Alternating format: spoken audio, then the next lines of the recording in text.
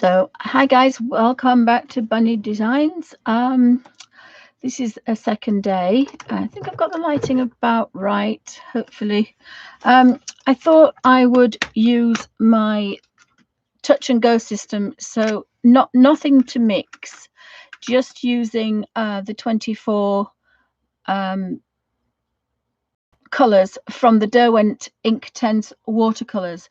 So these are watercolors, but they're Inktense. And let me see if I can find. I swished mine out and put them in here so that I could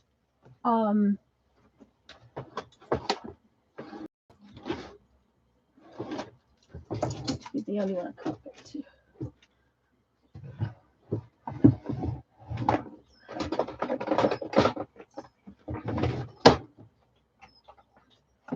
Alfie, what are you doing? Be a good boy. Come on.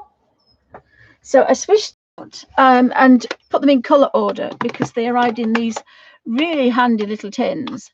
But I wanted the full set, and I also wanted to get the #1 brush. Now it does come with a brush, but I think the Derwent #1 is the best for watercoloring. So this is my touch and go system. So I've got a pan that holds 24, so I don't have to hold two tins or two. And I don't like the plastic as well. I must admit, I'm getting away from plastic if I can. So I had an old tin. I swished them out, which takes quite a bit of doing because especially these colors here, they look very similar. So it's a good idea. And I didn't draw any squares. I just folded and folded and folded until I got like some creases, and then just did a touch and made a swatch colors guide. So I've kept the sponge that was in those two. So I've got two sponges. I normally only have one sponge, and I put the brush in there, but because that one was spare, and that actually shuts quite happily. I do put a hairband around it. Oh, morning Kenny, morning Pamela, welcome to Bunny Designs. So I do have I put a hair bobble round, or you could use an elastic band. The reason is that if these pop out, they are a devil to work out which ones are which. So it's a good idea to do that. Now I've got a set. I'm going to make a video of how I did that and how I use the colors, because they do have a color guide with all the moving about. I haven't got it handy. So they do have a color guide for that, and it's a case of doing a rough swatch, color swatch, and then rearranging them because they look kind of different. Now if you notice, I think I've got those two the wrong way around, and I've got those two the wrong way around. The green really should have been over here, but it doesn't matter. I know where it is, and I don't really want to make another one. It does the job. And the reason I like this touch and go system with these particular colors is they are very vibrant. So we can, yes, we have the boy. I suppose you could, but there again, when they're empty, I might want to do something else. But if you notice, they all come out of the actual pot. It's not a case of that.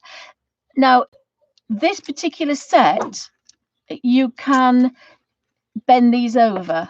You can bend these over because it's a Derwent watercolor. Sorry, it's a Winsor & Newton watercolor pan, and it's not a modern one, but even the modern ones, they bend over. So in theory, you could turn them over. But if you notice, I mean, that one's not stuck in as much. It's just because I don't like to do it. That's all. I liked it, if it dropped, some of them might come out. But the problem is not the actual pots. It's the actual little color squares, and they are not named on the squares. So because Kenny just said, can't you glue them in? But you'd have to glue the color in. Just bear with me, I've just got to do something with this. See if I can just find. Bear with me a second, guys. I forget to do this every time, and everything's changed now with this. Let me just see if I can get that. I just have to take it off automatic focus. I haven't quite grasped it yet. I'm nearly there, but not quite.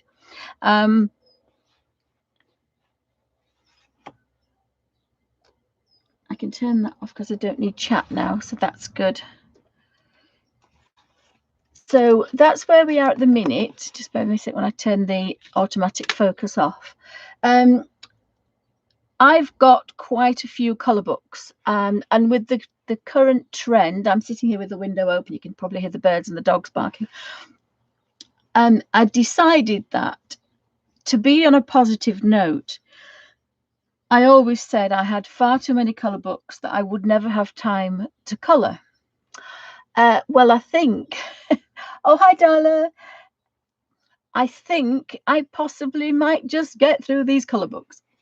I'm just waiting for that to upload because it's a bit loose. So I said I've got them like that, and I just do it as a precaution. The older tins I love, but they're a bit more vintagey, and of course, because it's a modern set. So what I thought I would do is, first of all, I will show you my my room. I am self-isolating because I've got asthma and I've got CKD stage 3, and I've also got decided I want to be on my own, but that's, I mean, it's a messy house. Just bear with me a second. I just turn it. I shall just turn the camera. Oh dear, somebody's having a bit of a bark. So if I come down here, I can take,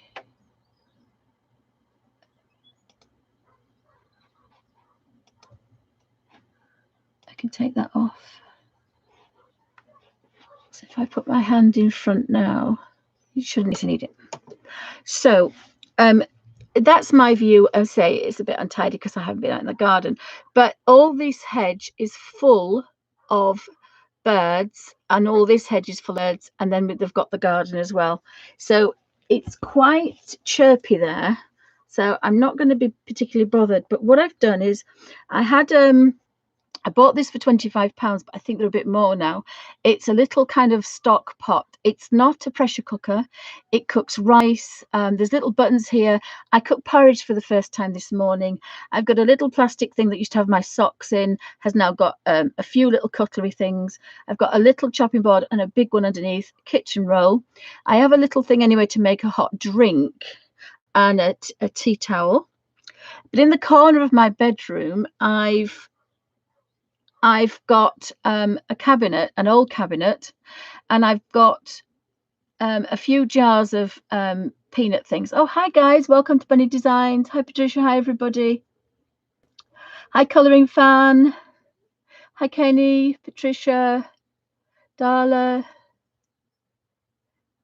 Just trying to keep up. Hi Pamela B. Welcome to Bunny Designs. I just thought I'd go through what I'm doing and then you'll understand why I'm kind of poddling along. So I've got 4 milks under there that don't go in the fridge because I have almond milk anyway. I've got a little bit of veg and some salad things to make a bit of a rice thing. In there I've got open biscuits, and I've been going to do this for a while anyway because I have Felicity, my granddaughter, who's 7 months. She was due to come and stay, and when she comes, she does come for nearly a week or so. So but with the current thing, obviously Mum's working from home, but so I was planning to do this anyway because I can't go downstairs and cook because we've got the dogs there and the dog bed is right by the cooker, and I can't stand back with my ankle because I have excess bone growing on the end of my ankle. So if I stand on anything, it's really kind of painful. So I'd planned to do this anyway, but not quite to this extent. So this is about next to my bedside cabinet. So above that, oh, there's the boy. He's come to self-isolate with me. I've got some porridge, some cereal, things that I would eat anyway for my special diet. I've got a tray with excess little loose tea bags and things, some cleaning things up there, baby wipes, which I had for the baby. They're not extra. These are all things that are in my cupboard downstairs because I've got to be a bit careful what I eat for my diet for the arthritis.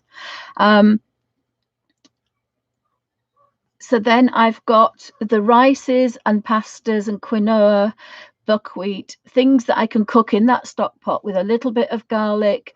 I've got some honey, some maple syrup, and some other little sprinkles to go on top, because that's what I normally live on: rice cakes, oat cakes, a little bit of almond. It's like a peanut oil, but I can't have peanuts, so it's an almond oil, an almond butter. But I'm not going to go through everything, but that's what I'm going to live on, because I do anyway. I then have the stock pot. As I say, I've put the protective case that I used to do all my crafting on is now an anti-slip mat. I then have a tray, which it looks disgusting, but it's been in the dishwasher. There's the little pot, which I haven't put away yet, and a little bowl of fruit. And that's my makeshift. Underneath, I've got all my other rice cakes and oat cakes, the savoury ones. So there's some that have got little bits of chocolate in, some have got raisins in. Not many raisins, but some little bits of fruit. Next to it, and I didn't realise it was dinted, I think hubby dropped it, is a pressure cooker. So that is one of the pots, like the other steam pot. I think it's like a one pot cooker. It steams, it fries, it bakes, it does all sorts of other things as well, but I didn't realize it was dinted. The only thing I'm missing is a tiny fridge to keep my celery and salad and some vegan margarine and my yogurts. I could do with a little bit of a fridge, but I'm not going to go out and spend £100 on a mini fridge. Really, I don't really want to do that. So that's what I'm doing, and it's not kind of made a mess of the bedroom. I'll show you another photograph. Yes, it's not perfect, but it's just in front of the window. There's the television, and then there's the corner. Probably not a very good picture. That's probably better. I mean, it looks very messy. I only brought the stuff up last thing. I've not sorted it. I've not got organized. I made porridge this morning for everybody and a drink. It's just to know you can do this in a simple way without panicking. Obviously, people can bring me some fresh fruit and veg, but I could probably stay in there for quite a while if I need to. And I don't feel that people need to panic too much. The other thing I did is, which we were doing anyways, I brought the desk and all the sketchbooks and all the colouring books upstairs. And that's taken weeks to do. On the top, as I say, it's not quite finished yet, but we're getting there. So the bedroom has kind of come a bit of a bed sit. And on the last note, and I am washing up, all I've got is 1 or 2 pots, a bowl, and some washing up liquid, so I can go next door and wash up. And that was my first attempt at porridge, and there was so much of it. I made it for my daughter, my husband, who ate it downstairs. So have you got any questions?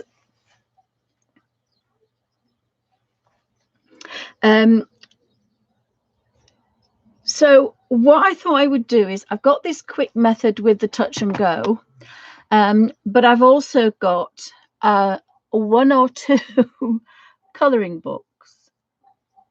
So that's the top shelf, that's the next shelf down, and that's the bottom shelf. So there's quite a lot to go through. And with me putting them like this, I've realized that I've got 4 books, 2 or 4 books of everybody's.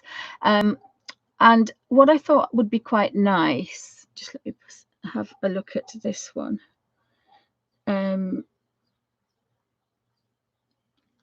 They're in this cupboard here on the landing, and then I have the odd ones and the loose ones on here. But what I thought I would do is, we could have... Oh, thank you, Pamela. Yes, that's the idea of it. The idea, plus the fact that the arthritis could kick in anyway. So and I've not been able to cook anything for a long time. So I can put that little pot on. I think it took 40 minutes.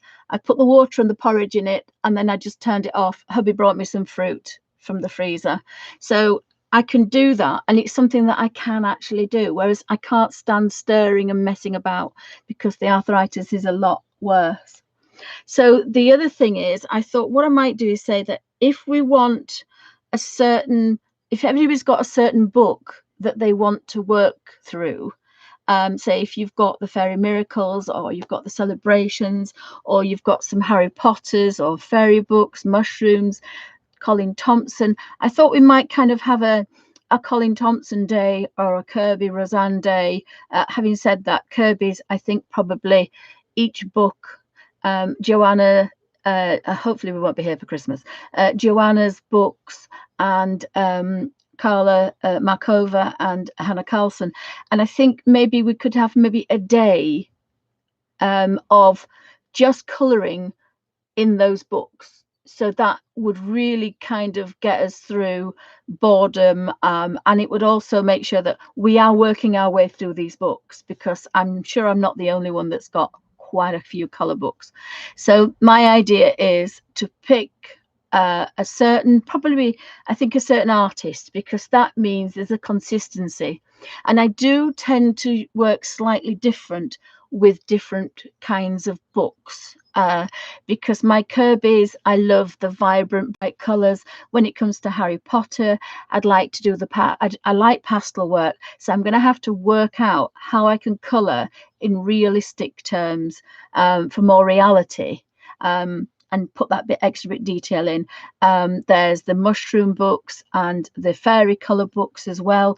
So again, I think it would be quite nice to, if anybody has a certain book, to let me know what we should be on a certain day. We will be working in a certain book, and that means that everybody can get together at a certain time.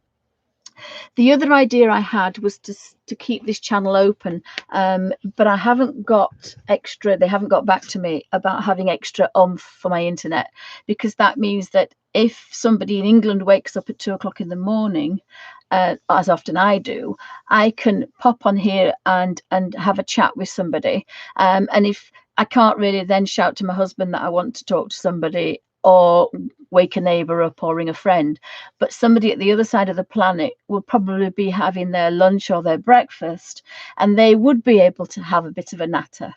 And because this particular group of fibs is all over the world, I would think that at any given time, if everybody kind of bobs on when they've got 5 minutes, that might be midnight or 2 o'clock somewhere else, where somebody might need a little bit of a natter for 5 minutes while somebody has a coffee. I'm not saying everybody should sit by the internet every minute of every day, but if everybody gave a few minutes, as we do anyway, we bob on, it won't be me streaming all the time, but the chat will be there. I'm not sure if it would work, but in theory it should do. But then I was thinking, well, actually we've got Facebook, and we've got other social networks, so maybe it's not necessary. I don't know what everybody thinks, but I suppose, yeah, maybe it wouldn't work because we do have other social networks. But I always think that Facebook and Twitter, because sometimes people add people and I add people, I think this is a very safe group, and I think that's important. It's like the art group in the Abbey. It's a safe place, so people know that they go there, they are safe. And I think this group is a safe group, so it doesn't matter what time of night or day it is, it's still a good group to be in. As I say, I don't know if everybody agrees with that, or is there anything better out there, but that was my idea. I can't go out shopping for people, I can't do anything practical, physical rather, but I can do something sitting and nattering and giving some Yorkshire waffle. So today I thought I might play in these two books. I had a bit of a nosy at this one, and again I get influenced by colours. I saw this yesterday and I didn't want to do it in the other colours that I had, because I remembered these beautiful blues for the bluebells, and the turquoises for the bluebells. But because I want to work with touch and go doesn't mean that I won't be doing different techniques. So if we touched a little bit of blue going one way, we could touch a little bit of another color going another way, and that actually probably is like the chameleons. So we've got the vibrancy of the chameleons in these colors, but we're not going to go through the paper and we're not going to mark anything. It's a very gentle, with a number 1 Derwent brush, it's a very gentle wash, but we have the vibrant colors. So yes, I would love to use the chameleons in everything, but at the moment. And the other thing I didn't want to do is use the Caran d'Ache, use the chameleon pens, use things that are expensive, because we don't want to go out and panic buy. We can, these were £50 when I bought them for my daughter, but they've come down now. So you can get the set and a water brush, and use the color books. If you don't have a color book, I'm going to do another thing with patterns. You just sit there, draw some patterns, and then you color them in. So you don't necessarily need, just checking the light, you don't necessarily need a color book, but I know an awful lot of us have. But I don't want to say, oh, go out and buy this book, go out and buy this book, go out and buy this book.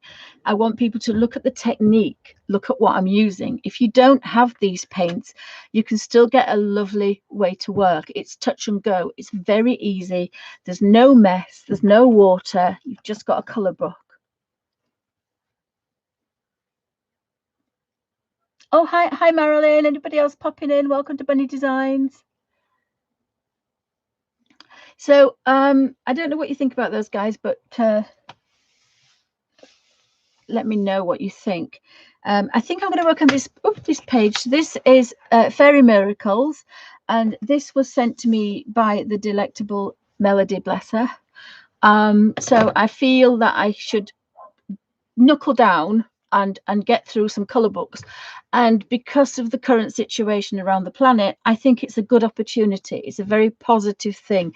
You know, you could learn a language, you can clean a drawer out if you're at home and on your own, you can decorate, you can get all those stupid jobs that you put off, you can get them all done. And so when it's all over, which we don't know how long it's going to be, it will be a fresh start, and that's inside and outside. The other thing I've noticed is I'm not eating as much because I'm not going in the biscuit tin downstairs, so I'm losing weight. So you have to look at the positives. We have to look at the positives, but I encourage anybody to colour. Even if you go to a local supermarket for your shopping, somebody could get you a colour book for about £5. They sell them at Tesco's, they sell them at Asda, and they're about £5.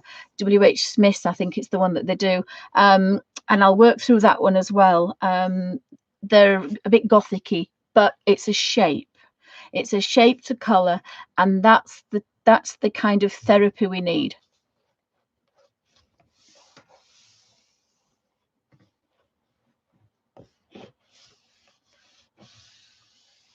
So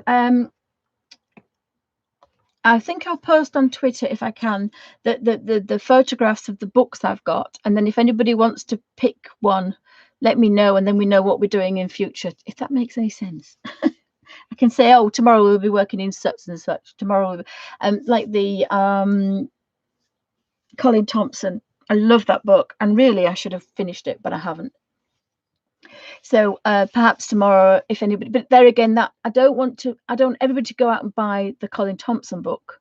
That's not what I'm about. I'm about, maybe I should split the time, do one, then do one page, and then go on to another page. So everybody that's got a particular book can work through it, because that's the idea. It isn't the idea that people look what I've got and go out and buy it, because that's not what it's about. You can still do these pages with this method. You do need a water brush, and I do like the Derwent one, because the number 1 brush gives you the least water, so you can get a watercolor effect without a lot of water. And I've got probably about 50 other watercolors. I've been collecting them since they came out. The first one I had was 25 years ago. I still got that one. I still love it, but it gives out that little bit much more water than I want to.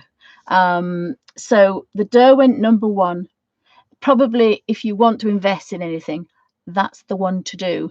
Because if you've got any watercolor pencils, any watercolor crayons, or any watercolors or watercolor papers, anything that you've got that's water based, you can use the brush with touch and go. So you can sit at home in front of the television and not think that you're going to spill something. I hope that makes sense, guys. Kenny says I already have every colour book. Yeah, I think we're all in the same boat. But as I say, anybody new coming, I don't want them to think, oh my goodness, I've only got two, I'll have to go buy one. Because that's not what I'm about. I'm a tight Yorkshire lass. And we want to be kind of using the resources that we've already got. And if you don't have any colour books, I want to do a page that you can work on, that you can still do the therapy type. It's engaging, it's therapy, it's chilling out, it's de-stressing from all this yuck that's going about and all the madness. And that's the idea of it. You just take your stress levels right down by picking up a brush and colouring. And as I say, it doesn't matter if it's a shape you've already drawn or a made up shape or a colour book. The idea, you can do it on cheap printer paper and a pencil or a pen or a biro, because they don't run. So as I say, I really don't want anybody to think, oh, I've got to go buy that book and I've got to go out buy that book. Obviously, if you fancy it, buy an odd book. But as I'm sure we've all got lots of books we can work through. So I've got my water. I think that's all. So without any more waffle, I shall start. So I say I'm going to work in the Fairy Miracles. And I do like this little page. And again, the minute I saw this page yesterday, I was tempted to do it, but I knew I wanted to do it in my Derwent Inktense watercolors. So you could do them with Inktense pencils. I've got lots of videos with different ways of doing it. Any water-based products, so Inktense, any water-based pencil or crayon, you could scratch a little bit of color because you won't have the pan, and then you can manipulate it as you go along. All I'm doing is picking the little bit of color up first, and this is the touch and go. So if you have the Derwent pencils, you'd get your or Inktense pencils, you'll get your color, scratch it in, and then manipulate it about. And there's quite a few of my videos that I do work that way because it is lovely. And I think it was last year, the year before, it must have been the year before, I had the idea that if you have Neocolor 2s, Derwent watercolor pencils, Derwent Inktense pencils, or Graphitint, if you scratch a bit of color into a book and then turn the page and color and scratch a bit more, but don't activate it, you could give this book with a watercolor brush to anybody in isolation, and they can color, because they may not want to be able to go out and buy hundreds of pounds worth of Caran d'Ache or the Neocolor 2s or any other pencils. So that idea is still good. If you don't want to give a book away, tear a page out. You know, this is bad times. Tear a few pages out, color them in with the pencil, and then send them to somebody or give them to somebody that they can then work on. I don't know if that's a good idea. I think you've got to be a bit careful with cross-contamination. But I'm sure if you did it and then left it for a couple of days, then the virus would die if it was on the paper. You've got to be a little bit careful. If it's a brand new book, wipe the outside of it, clean the outside of it, clean the brush, or buy it and send it to somebody. Right, I'm going to start puddling along now. Oh dear, somebody wants me. Somebody loves me. I've been buying quite...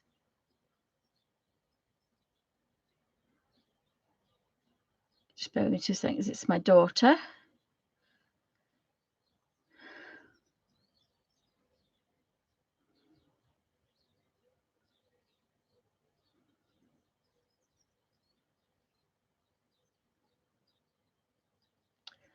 Very quickly. Oh, the boy's gone. I've got the boy upstairs. And my daughter sent me this photograph of Felicity, the first chocolate bar.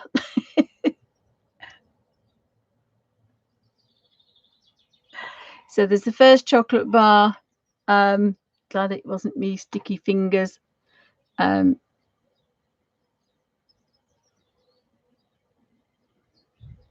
she is, cute girl. And she's grown so much in the last couple of weeks when I've not seen her. Bless her little socks. So she's an absolute dish. She is. Right, enough of that waffle. Let's get back to colouring.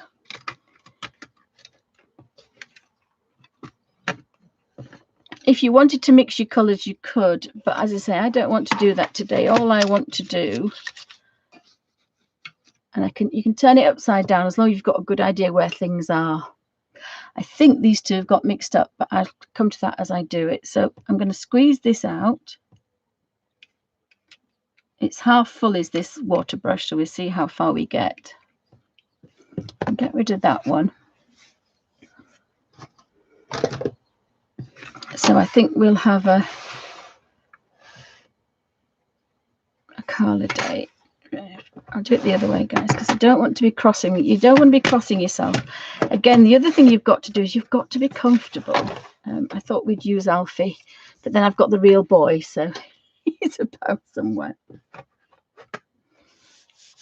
Let me just see if I can just move that out there slightly.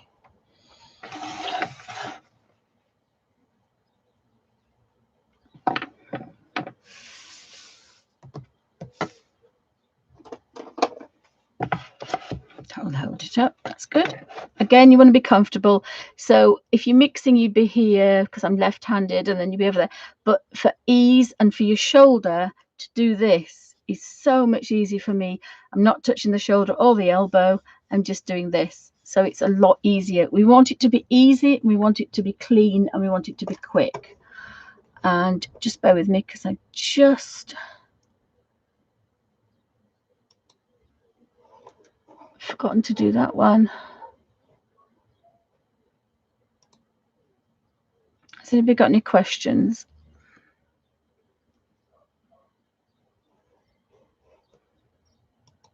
I can't. It's just see if I can get rid of that. That's it. It's gone now. My daughter lent me her. Well, it was my mouse originally, but I've had to clean it, and I've cleaned the other thing as well because you've got to be a bit careful. And I've got this silly croaky voice.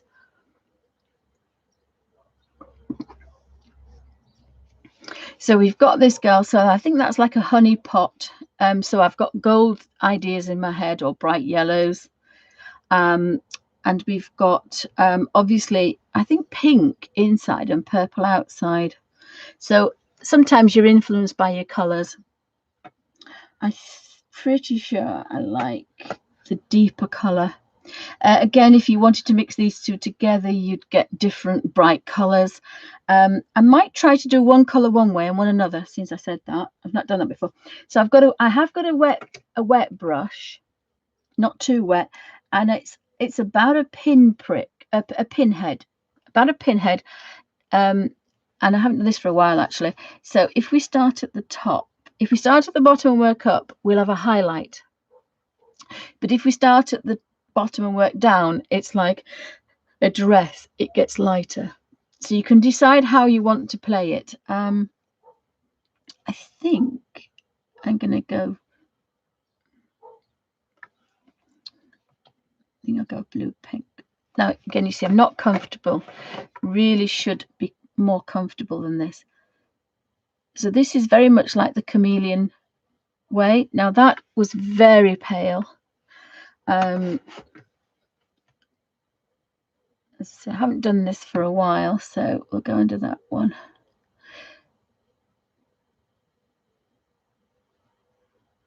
We don't want to be too complicated. We want it to be quite we just, instead of playing with 1,000 pencils, which obviously people can do, it's just nice to just stroke that down. Now you can't do it too much because the more you rub and the more water comes out, the the more the page is going to go. But I quite like this. But I mean, I'm going to move that about, guys.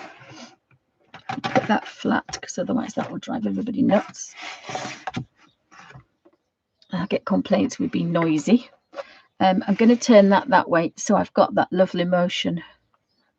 So this particular way is very much like the chameleon pens, but they go opposite. They go light to dark, whereas we're going light to dark. I kind of like that. That's quite sweet. And nothing like what I thought I was going to do. Sometimes you get completely, something happens by accident and you kind of like it, so you go with it. So I've got a very, very gentle touch. Thank you, Kenny. Kenny says it's like riding a bike. I've been looking at one of these scooters, but that makes a scooter front, as the best way I can explain it, an electric scooter wheel that turns your wheelchair into a motorized wheelchair. But then, of course, because I've been getting stuck when I've been going out, but then, of course, where we are now, there's not much point buying it at the moment. I will get one, but not quite at the moment. I've got quite a lot on here for a big colour, so I think I might move up to there. I do have quite a lot of colour on that. So the other thing I wanted to try and demonstrate is, yeah, I've got one set of paints and I have one brush, but I can use several different techniques. So this is still touch and go, but it's working dark to light, and it's about a pinhead of colour. You can see I'm just barely touching it, and we get that gorgeous Inktense kind of vibrancy, and then it just disappears into a beautiful soft wash. Now I might just go again, like the chameleons, you've got to judge. I want that a bit darker. And the more practice you get, the better, and then you get more dramatic effects. So that is very much like a chameleon pen from very dark, but this is also like a beautiful watercolor. So you can kind of judge what happens as you're going along. Again, I need to touch that a couple of times because this is quite dark in there. And I am trying to stay in the lines, but if you think of line and wash, a lot of the paintings, people go over the lines. So I think it might be time to think, let's just colour and enjoy it, rather than getting completely uptight about not going over the lines. This is a kind of a line and wash, this one. It's the dot system. I have found a pencil that does dots. It vibrates and it makes dots. So if you hover it over a certain place, it will be, that's a little bit too dark, but I think, again, keep having a look at your work like you would if you were doing it.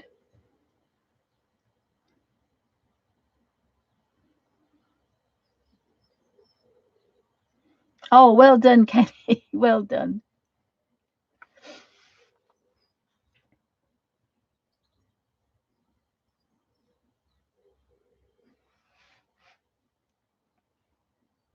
So again, and you can see how much I'm using. So yeah, we are going to get through this book okay with this set of paints. They're not going to completely disintegrate straight away.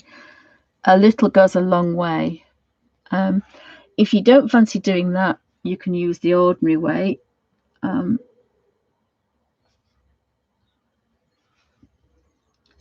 places in there.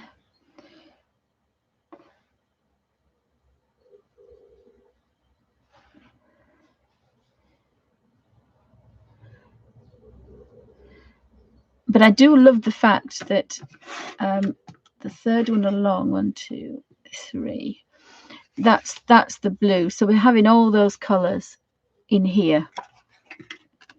and it's just a different way to work. The technique is not particularly difficult. You just, once you've done a few, just like the chameleon pens, once you've done a few, you get used to it. You could practice on a piece of paper first if you really wanted to get that lovely watercolor effect. But again, it's touch and go, touching and just making these shapes into a decent kind of effect.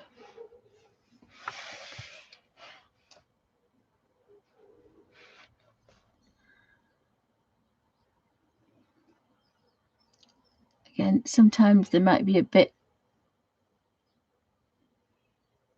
darker than others, but and we do have the Elf Master somewhere. I think he's on the bed. So I think Alfie's been drafted in, but I don't think he'll be able to stay the whole way without Samantha. So he's on temporary loan. But I am thinking about moving. We moved Jessie downstairs because of Felicity, but obviously Felicity's not coming for a while.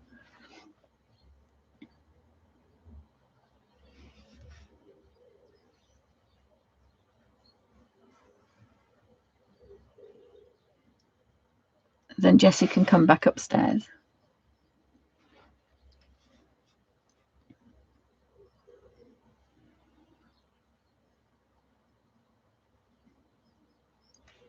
And it's a very soft way to work as well. You can do this method all day if you need to, because you're not putting any pressure on your hands whatsoever. All the bounce is in the brush.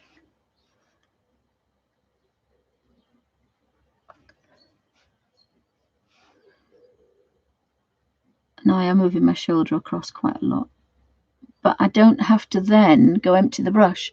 If you had, I mean, you can do this with an ordinary brush, but you would have to then wash the brush out and do it and wash the brush out, because if you kept touching this, you would probably end up with a lot more color.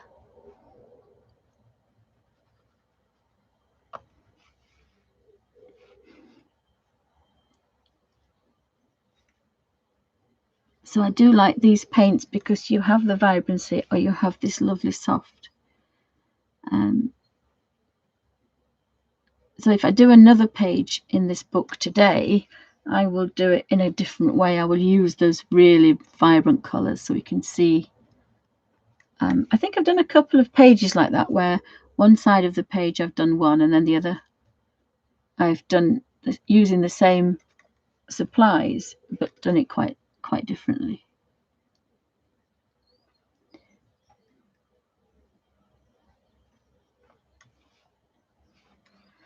It's just a really nice, gentle way to work. I just can't express. And this technique I used when my husband had his stroke, and I know I bang on about it. Oh, thank you, Della. Alfie Cam. Yeah, he's groaning asleep on the bed. When he wakes up, I'll see if we can have an Alfie Cam. But as I explained yesterday, it's not a good idea for me to advertise that he's on, because that will attract children and then I'll get into trouble. So I'm trying to be really good here. So I think that's quite soft, actually. And the one thing I do, it does lend itself really well. The shapes are never too big. The spaces, I mean, yes, they're faces, but apart from one or two areas, most of the spaces and the shapes, you can use this method.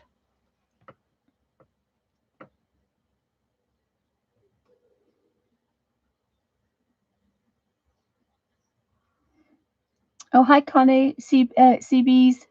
Thank you. Welcome to Bunny Designs. Anybody else popping in?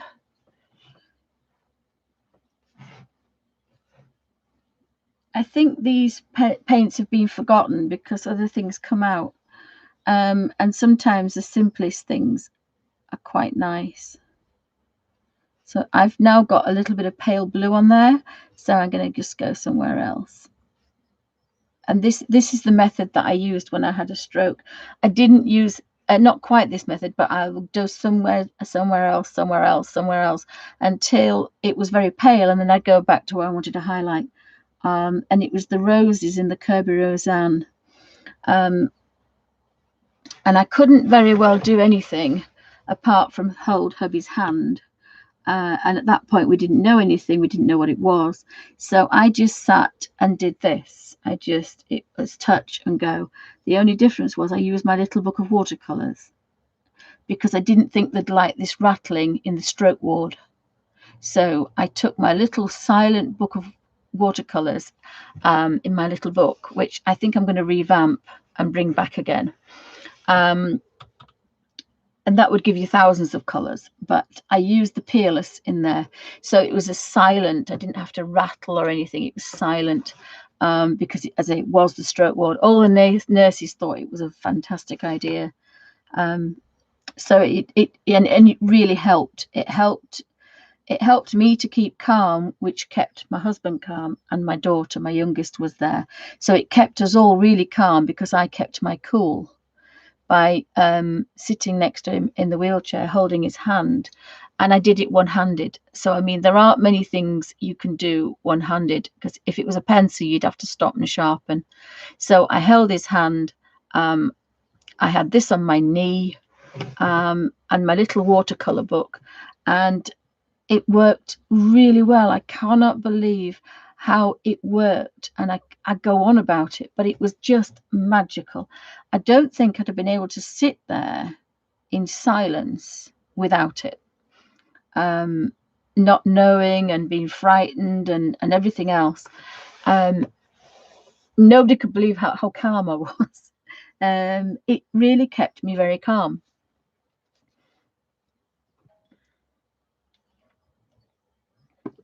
Oh, hi, Scooby. Welcome to Bunny Designs. Anybody else popping in? I'm playing in, I said playing, I'm colouring in Fairy Miracles by Clara Markova. Apologies if I've mispronounced it. And the Derwent double set of watercolour Inktense watercolours. These are watercolours. They're not Inktense pencils, but you can use them if you have them. You can use them as a block. There's quite a few videos of me touching the Inktense blocks. The only difference is you can't stop. If you stop with an Inktense block or an Inktense pencil, you will get a line, because once they're dry, they're set. But these are not. These are a watercolor. So you've got the vibrancy, and then you've got that lovely watercolor effect. Oh, thank you, Scooby. Thank you. It's good to be back. I lost my nerve a bit, but I think I'm back now. As I said, I've come back because I did not just because the room is almost finished, the studio, because Felicity is here most of the time. Well, she was, sorry, I rephrased that. She was here quite a lot because her mum was working and poorly, and which was wonderful to give me a chance to do that little bit more. And also Felicity then got used to being with other people, so that was quite good. And she got spoilt by her aunts, the young girls. Samantha started a new job today. She's starting a job in a care home. I think she's changed from animal things to humans. So she's starting her new job. Amy's still animating and making things from recycled rubbish. So there's a plastic container that you get the chocolates in, the celebration chocolates. Since we've gone away from tins, everybody now gets these plastic ones, and she paints them, and then she seals them and drills holes in them and makes them into tiny bird houses. And she also makes lots of other things as well, but of course with the craft industry being a little bit not as easy as it was before.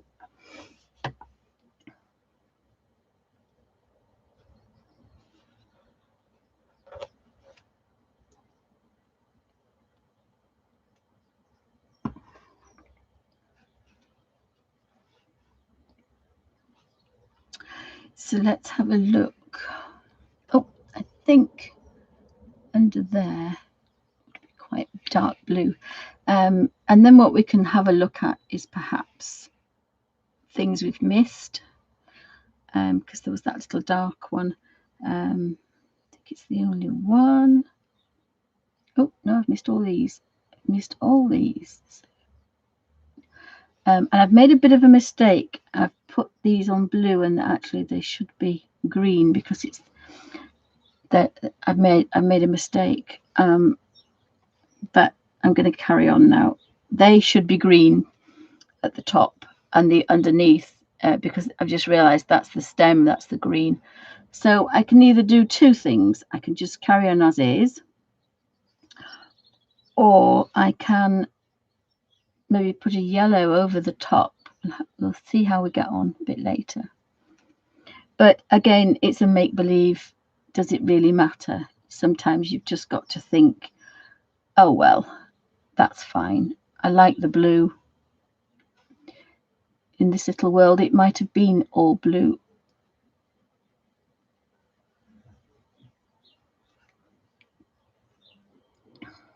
I've got some little berries there. They look quite nice. Some green leaves and berries up there. I've missed all these little pale blue. They would be paler blue as well, but again, that was almost like a pinprick. The smaller the space, you've got to think, the lighter the colour. So I'm going to put some green in, I think. I shall do the pink. I kind of like the idea of pink, and that's quite a vibrant pink. I'm just going to get a piece of paper, because I always tell myself I should do this and I never do. Oh, hi DRD Mom. Thank you. I've been looking after my 7-month-old little girl, granddaughter. Just bear me a sec. I'm going to get a piece of photocopy paper. The other thing I've done is I brought the printer upstairs as well. Oh, the little boy is asleep. I decided that I needed to print off my colour book pages. So really, I needed the printer upstairs. And I've just woken the boy up. See if I can just get the boy.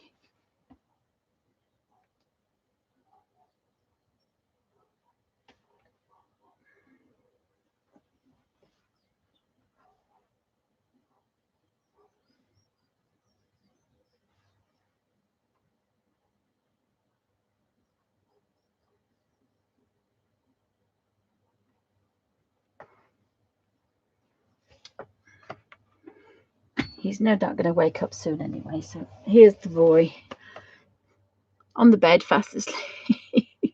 He's fast asleep. His feathering's grown again.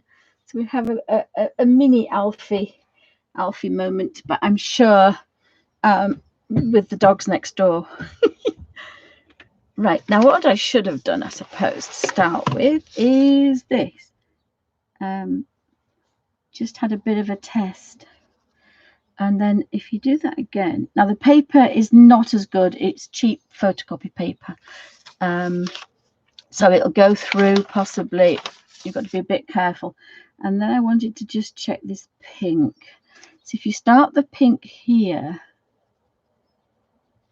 this is another kind of way you can use the same things but slightly differently. So you can go from one colour to the other.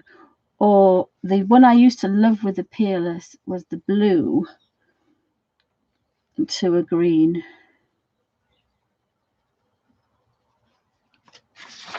And so you've got to be careful. It will go through. And when you're doing this, you're activating more water. So we just want to kind of just tickle the end. So we just get the right amount of water.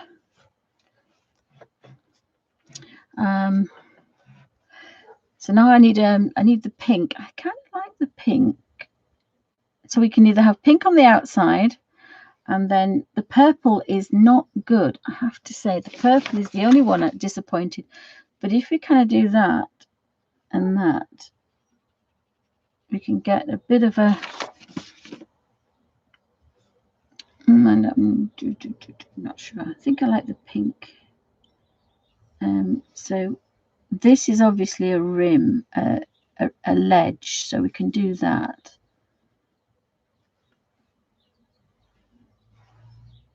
And again, I'm working backwards, so it's not ideal, really. I should turn this upside down. And then go over the top. So you've just got a hint of pink. I don't know if that's showing through.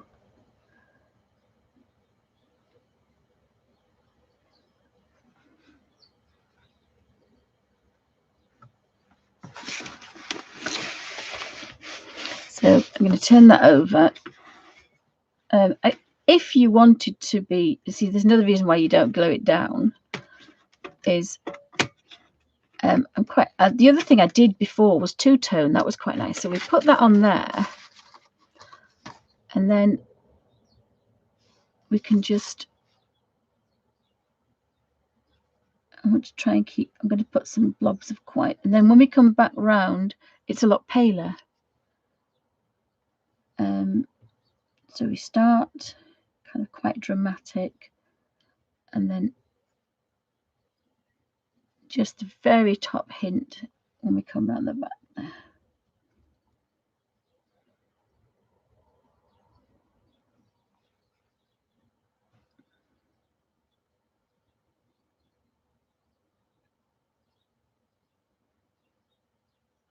And so it'll look like a natural highlight. I hope it's coming across okay. I've never done this particular technique on these particular flowers, because normally I like to do them, oh, well, the light would be here and the shadow would be there, and I like to do them more realistic. But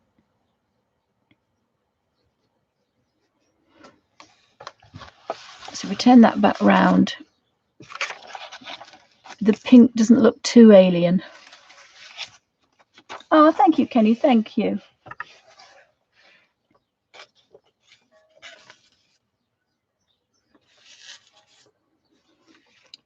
I like to keep that in there if I can, because it's just a bit easier, that's all.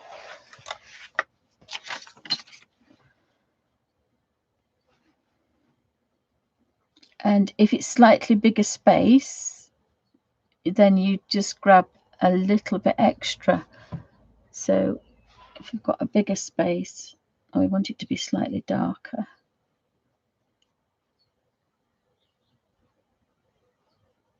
again, not too precise. We kind of just want to give a hint. I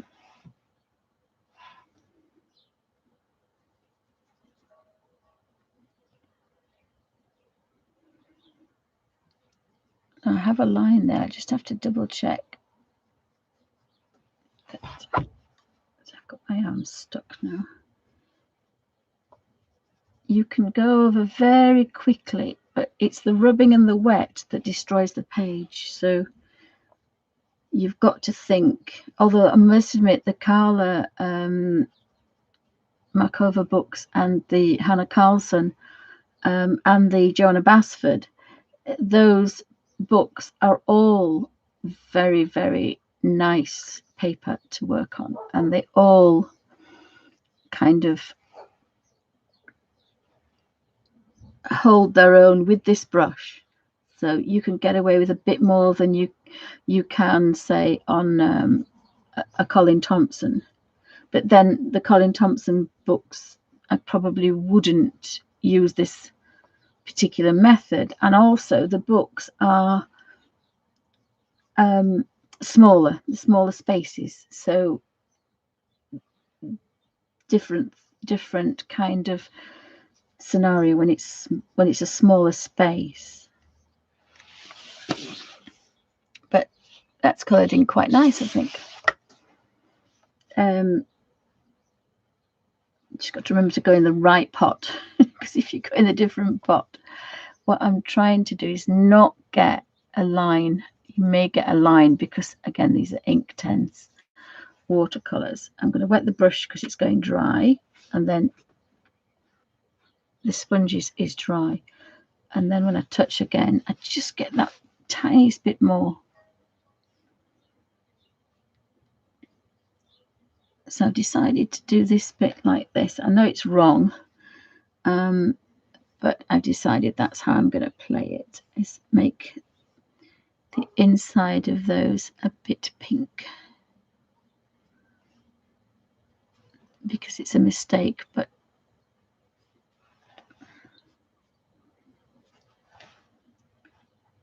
it works, but we don't know why it works. It's one of those weird things that we know it's wrong, but it works.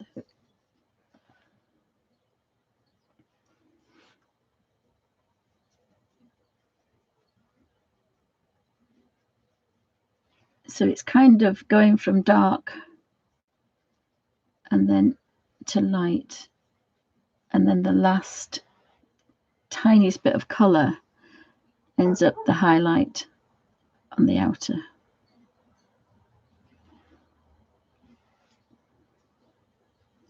And it's quite mesmerizing, this. You think, you forget that you just forget you're doing a show, because as I said yesterday, I just kind of pick up a brush and go for it. I don't think what I'm going to do. Sometimes I get inspired by the color and I think, oh, the Inktense would be good on that, or the touch and go system would work with that. But I don't often. I do try to plan, but it never works out. I always do something else, or I waffle about colour or something. And so I apologise that my shows are very bitty.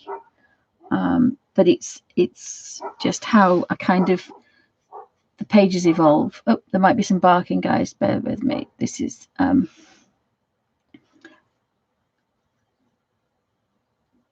Alfie, although he's getting a lot better, I have to say. Bark-wise, he's a lot better. Every otherwise, he's not. But, no, I just seem to be picking up slightly more than I want. So if I do a couple of bigger ones, I'm going to put a drop of vibrant yellowy orange on that one as well. So that's,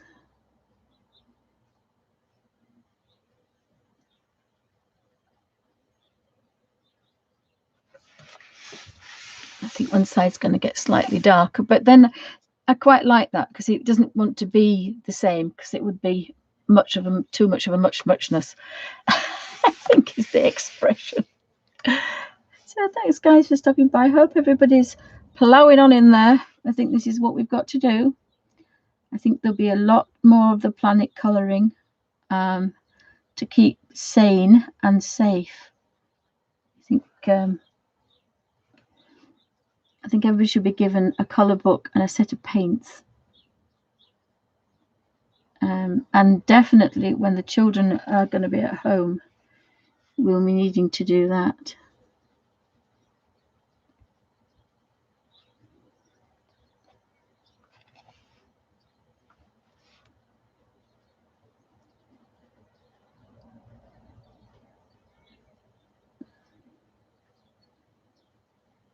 But it's just, it's very therapeutic, is this, as I say. I can't explain how therapeutic it is, because I'm going over the line a little bit, but I'm still having quite a nice effect. If I didn't, then I wouldn't do it this way. I would do it a different way. But it just seems to be, the touch and go system is easy and it's simple. I think when you've got to learn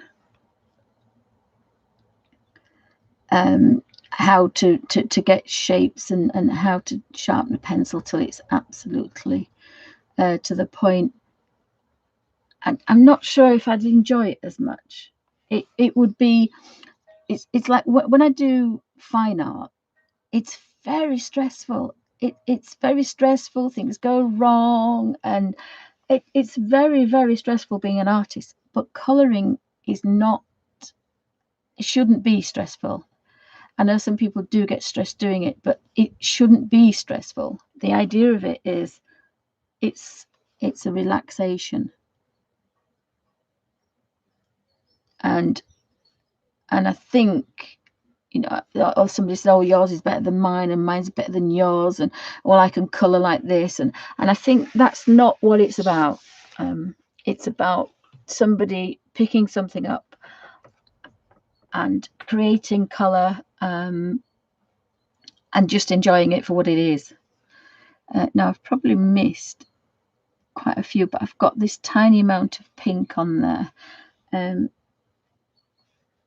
because this has got wet now, I'm getting more color, whereas if you let it dry and you retouch, it's a lot lighter. So again, you can see there is a different technique just in the wetness of the paint.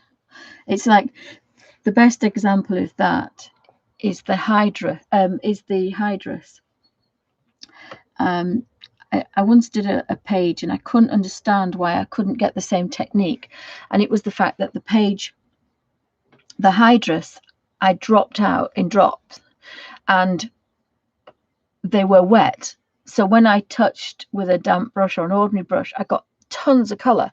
So I couldn't get this effect, and it drove me nuts for about a week. I couldn't understand why it wouldn't do it. And then I realized when I did it with it's a dry thing, I'm touching it, only getting a small amount, and that's the difference. So you could spray this or spray your watercolors and then do this, but you wouldn't get a watercolor effect. You'd get a lot of flat color. Oh, thank you, Scooby.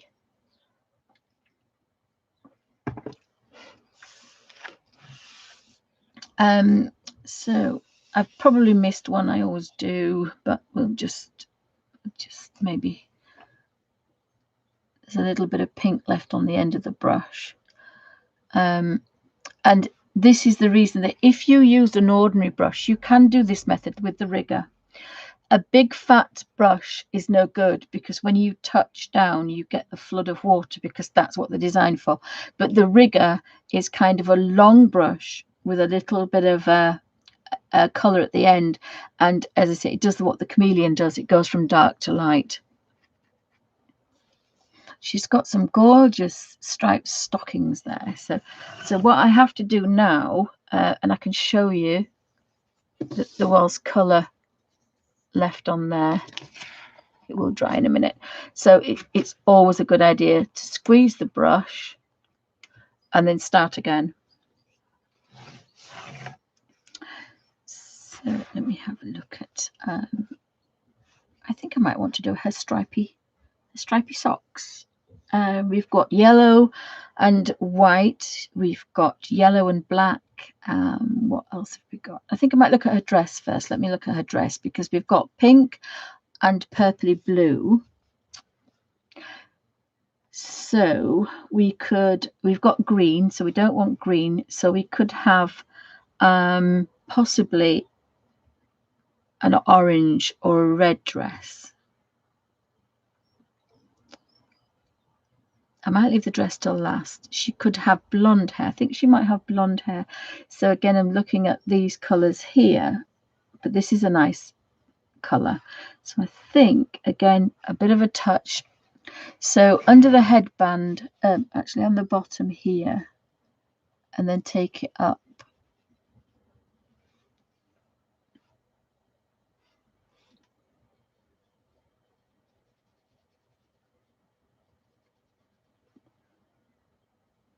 And getting a little bit more then. I might use this technique for the Harry Potter book. I've never thought of that.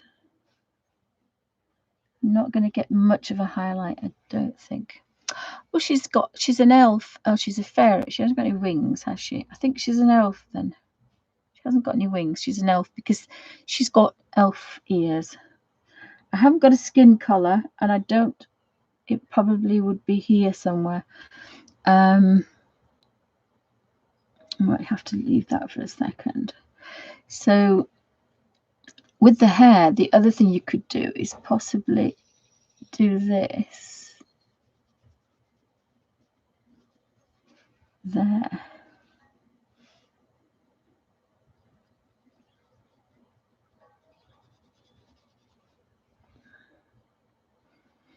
I think I might just do that flat for the minute, and then when I go back in, I'll use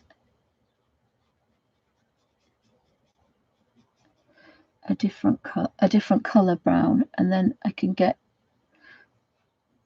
use that as the highlight, I think.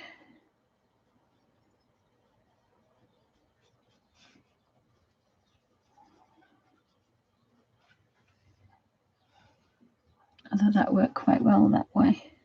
I was thinking when I did Hermione Granger's hair with the chameleon pens,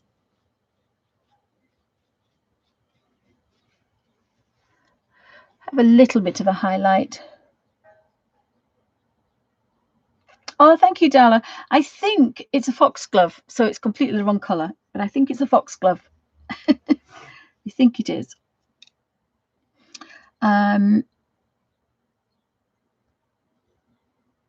She has a bow there and a bow.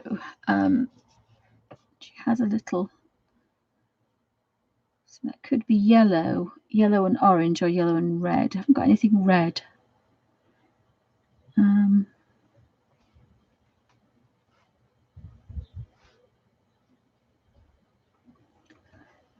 So let's start here. So if we start on an easy bit, and then if we get that right, we're on the right track. So I've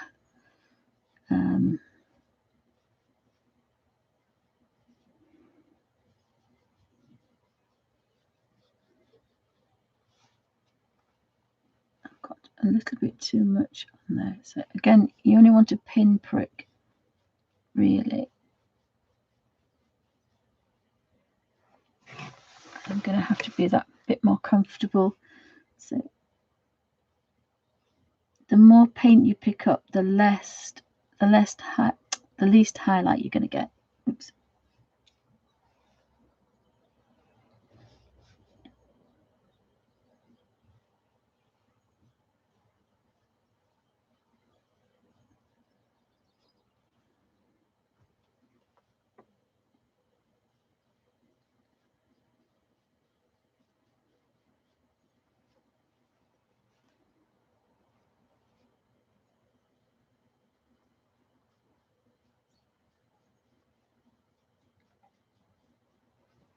So I have a little bit of a highlight, so that's quite nice. Again, I'm touching the little bit that's damp in there, so that would be the dress, and it would be darker.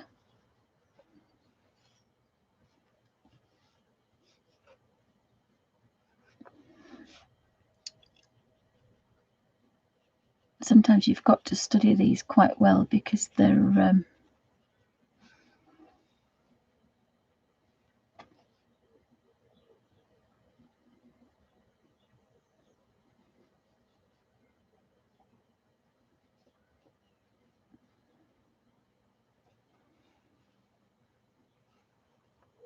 there's always something that you don't know what it is until you've painted over it and you think, oh gosh, that's wrong.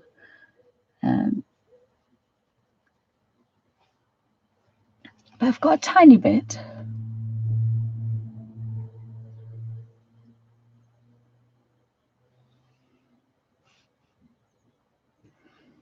If anybody's got any questions, pop them in caps, guys. It's good that everybody's having a natter. It's what we're here for, a good old natter.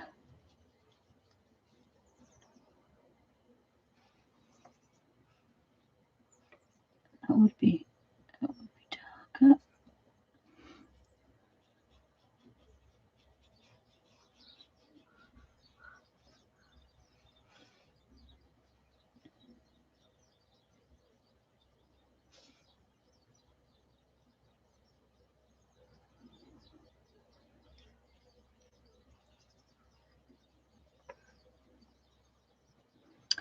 I think we've got all of the dress. I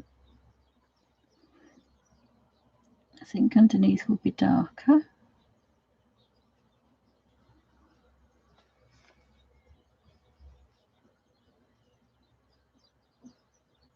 And again, I've got quite a lot of paint on there, but try not to activate.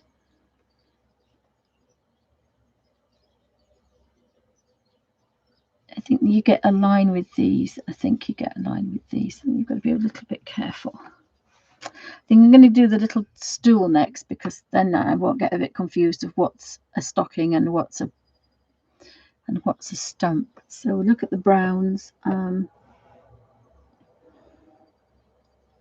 that's a reddy brown. I think we might use the reddy brown and then use the brown for the tree at the top. So as we're going darker, it doesn't really matter that we're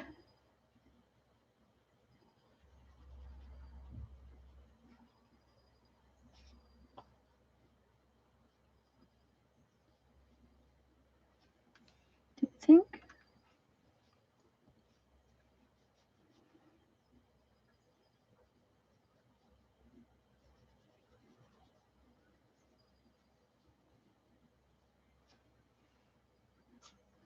Again, you don't want much more than a pin prick or a pin head, because you don't get the highlight, you just get a solid colour. But if it's a solid colour that you want, then that's fine.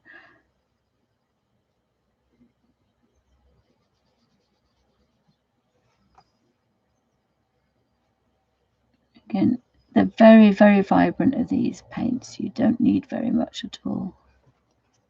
I think that's the stool. So I've got to decide.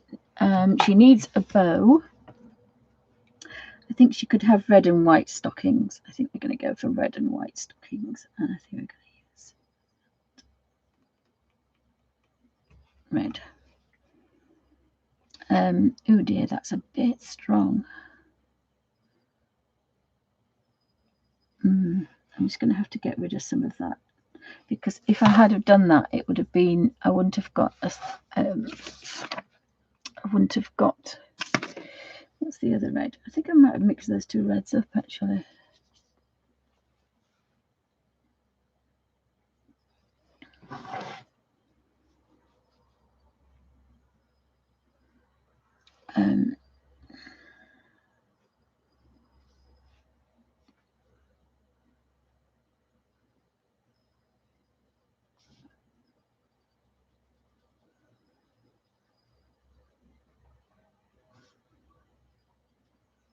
So I've got to clean that brush and then dry it off, because I won't get the watercolour effect I want. So it's going to have to be a pinprick.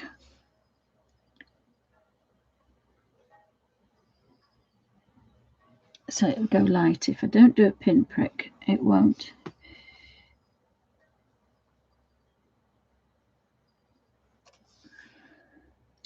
The other way to do it is to do it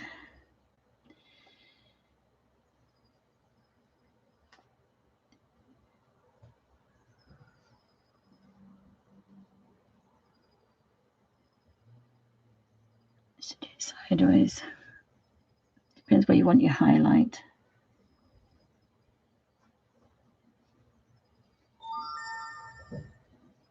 Oh, I've just realised I've done the stockings wrong. I've filled them all in now. They're not going to be stripy. I don't think I can rectify that.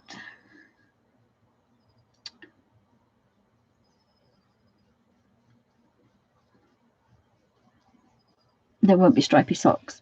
She's just going to have red socks.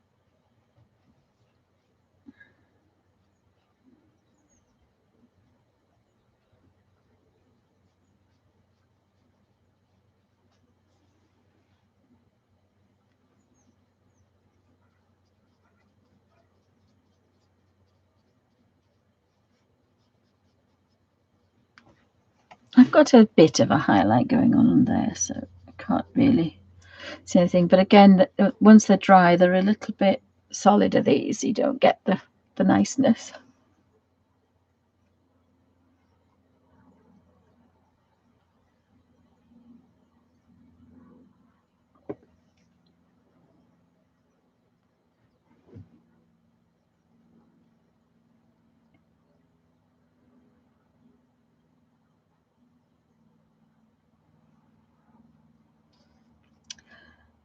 So I now need some bows. I don't like that purple. I do like the green. I think the green might look nice. I think we might have to go with that green.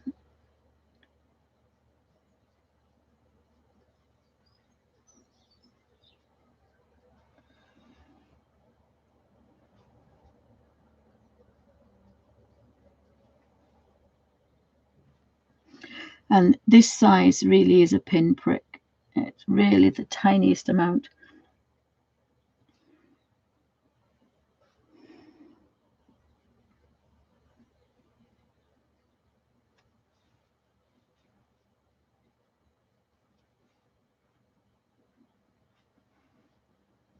And then that was going to give you quite a nice highlight.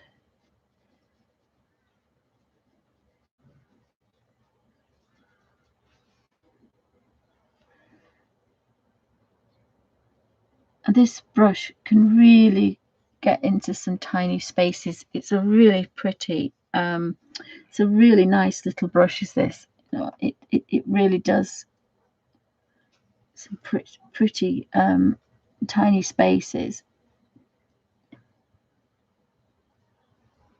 Not sure those colours go together, but it's a bit bright. Oh, thank you, Scooby. Thank you. Not sure what that would do. They've got a little bit of highlight on certain things.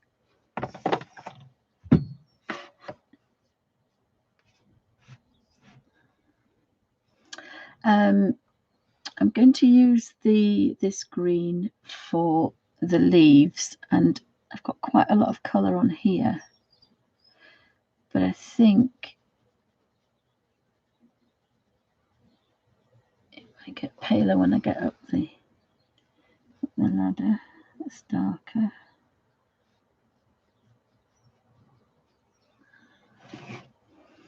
And again, you have to a little bit of a practice, and you realise that you can get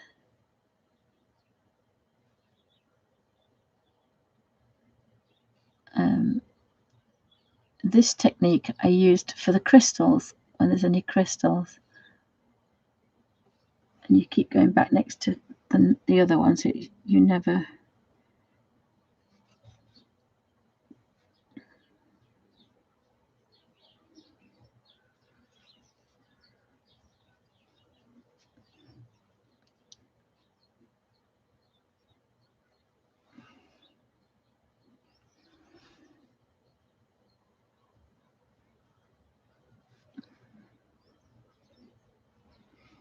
Again, we've got these horrible creases again. If I could bring out a colour book, it would not have any creases. It would be pages to download, and then going a file, kind of a file folder thing, so that no complete flat pages, complete spin round.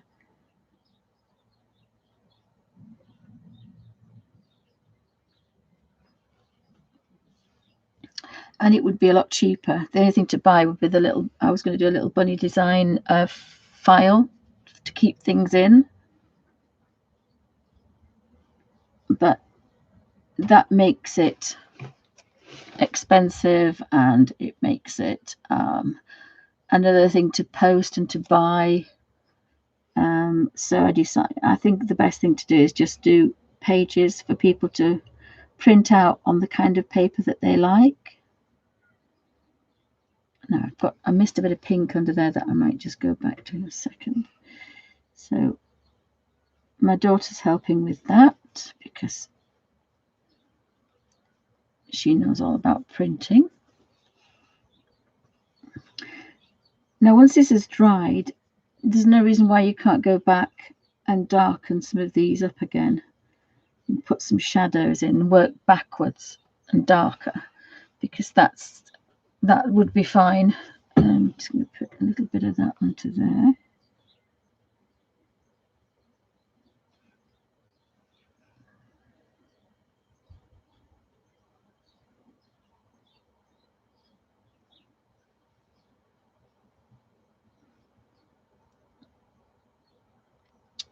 I'm going to change that.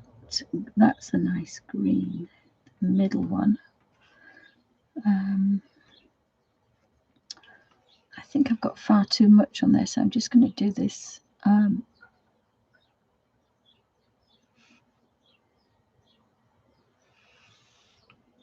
stem.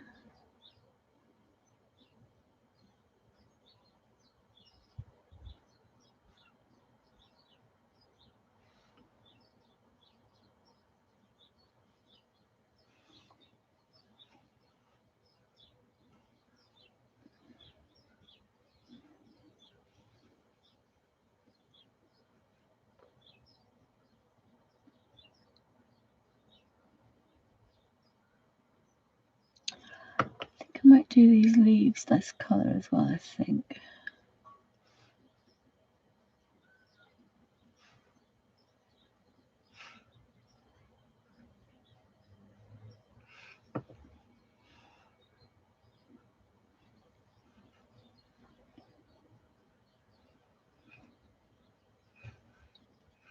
I think that's going to be darker.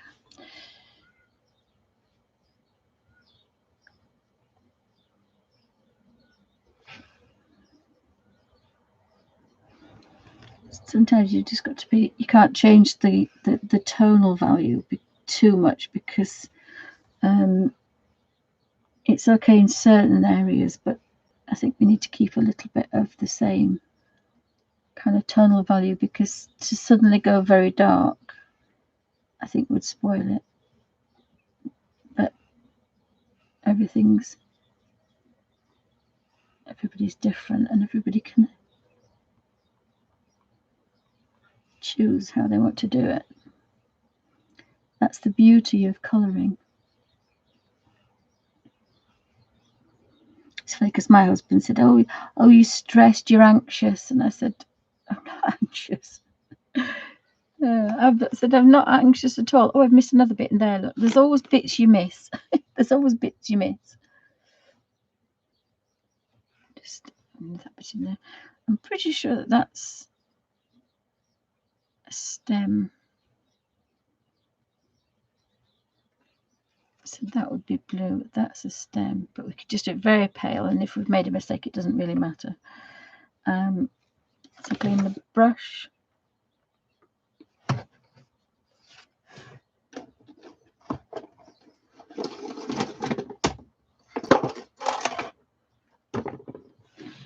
Just put that there because I'm just sick of it falling down. Sorry guys, let's just put that. That's better. So, oh, we've got some flesh, and we've got a frill. I think the frill is going to have to be the same turquoisey color. Sorry guys, I'm getting a bit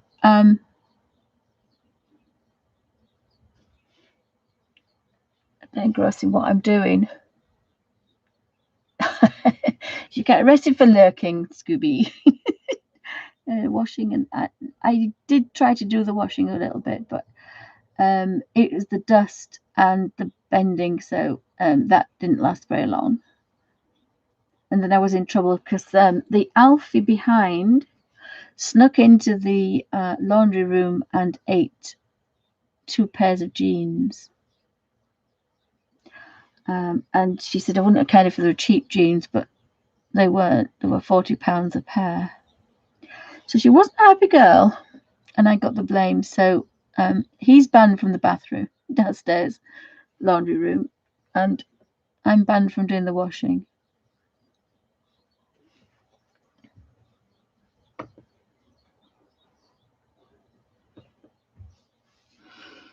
So I'd forgotten about the little pink,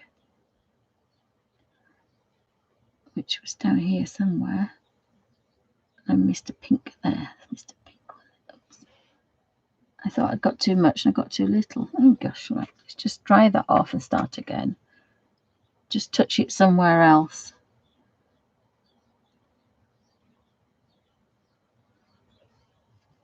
And then don't forget to go back and just knock off that stark white. There's another one that I've missed as well. I quite like the fact some little puddles are appearing, some little tiny holes. because then I've got a little hole to dab in, so you can tell how I'm using them. There's a little tiny hole appearing, and that's where the little brush has been in.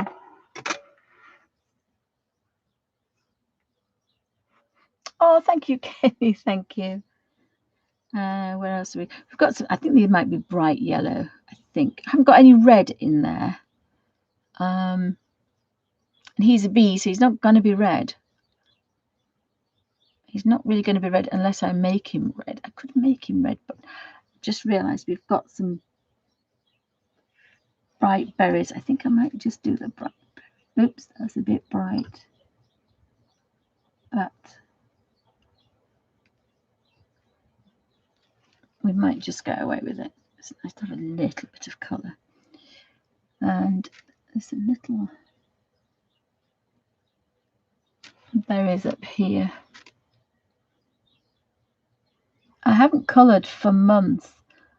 I've done some doodles and I've been doing some drawings, but I haven't coloured for months. So it's kind of nice to get back into it.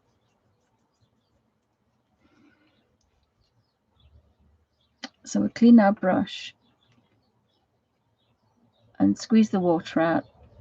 And it's really kind of magical, is that, the way you clean it. And then we'll touch that yellow.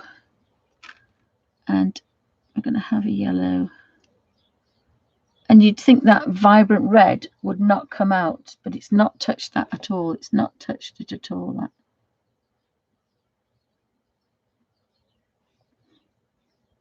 Actually, having the armrest is quite nice.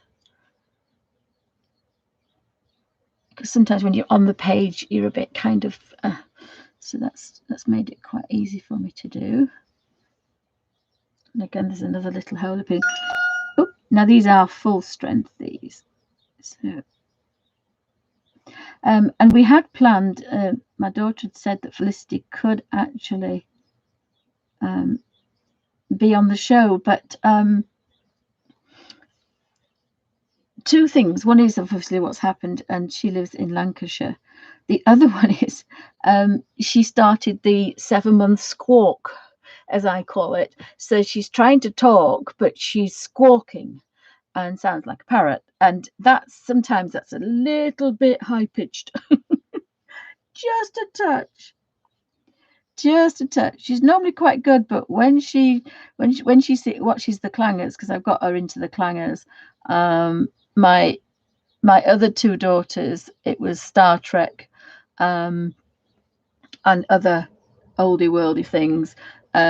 Felicity's got the clangers because they've come back into circulation with Michael Palin narrating.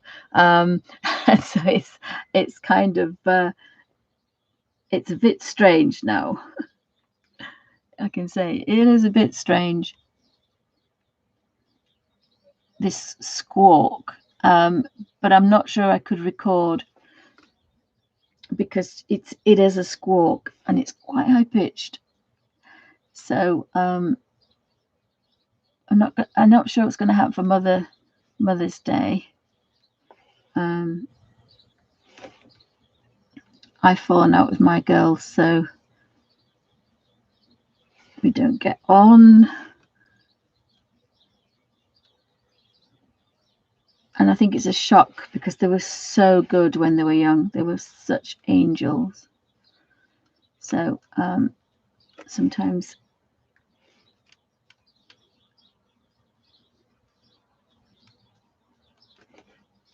I kind of like that colour, actually. It looked kind of really grungy down there, but it looks quite good.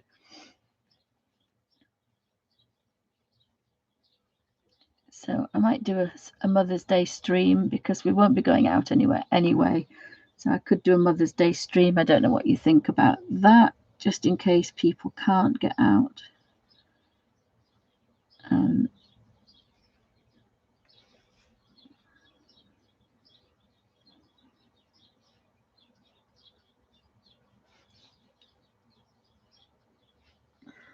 Oh, I do like that, even though it's kind of really grungy. It's like a very dark. It's like the color I made yesterday. Actually, it's like a brown olive. It's kind of a really dark olive.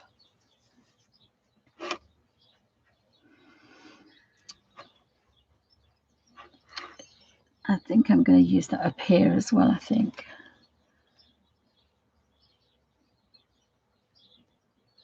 It's a beautiful colour. I have to say I do like a lot of these colours, and I might be wrong, but I've got a funny feeling these are light fast, because if you look at the Inktense pencils, about 45, 55, 65% of them are light fast, but it is an ink, and once it's set, it's a sausage to move. So but they are light fast, and of course so are the blocks.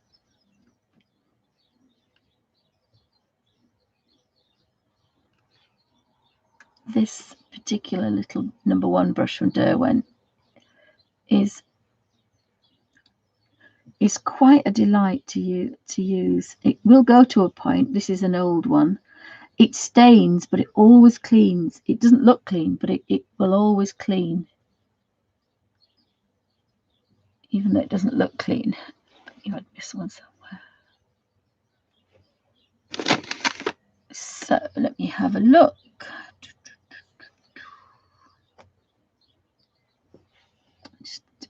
As soon as it's a green, I'm just going to dib into that one. Oops, it was a bit dark, was that?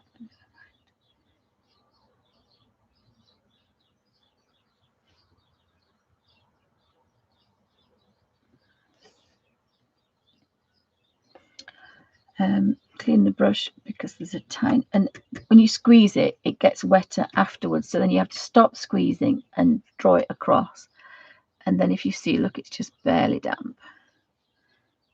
Touch of that blue for there.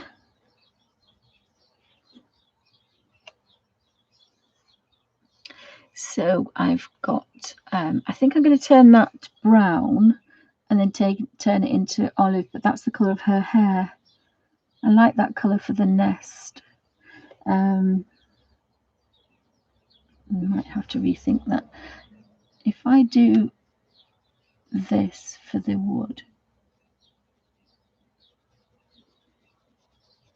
so you get a line. If you hesitate and it dries, you get a line.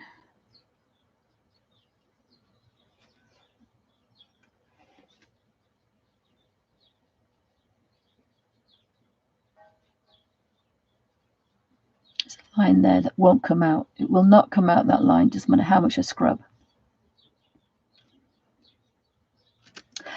Oh no, I don't have a paper, Kenny. No, there's nothing behind. You can see, sorry about that. There's no crinkle. There's no crinkle at all. There's no crinkle at all, because this #1 brush is very, very you can do this on photocopy paper. You can do this on any page except Bible journaling. It's the only one I don't do. Oh, thank you. Okay, thank you. So what did I say I was going to do with these colors? That nutty one is quite nice to do the tree, and then it needs to lighten up into that. I didn't like the red one, but I might have to do, I think I might do this one first.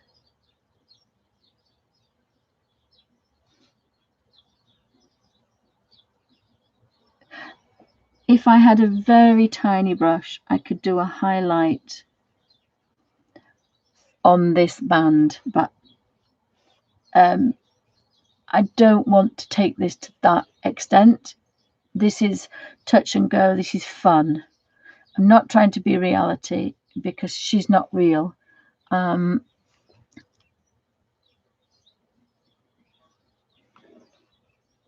So I don't really want to put the highlight on. It doesn't bother me. I haven't got it.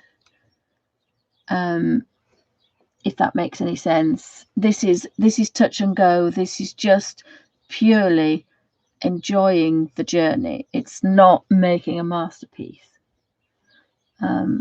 because it's stressful if you are trying to get it perfect.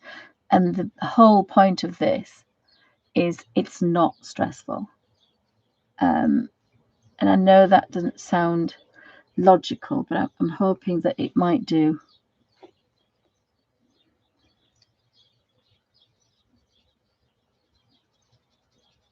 So I did get a highlight on that one.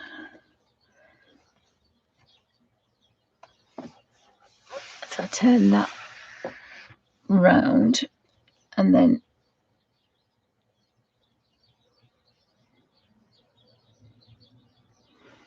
I've gone the wrong way. I should have gone up and down rather down up rather than up down. So we'll go down up this time.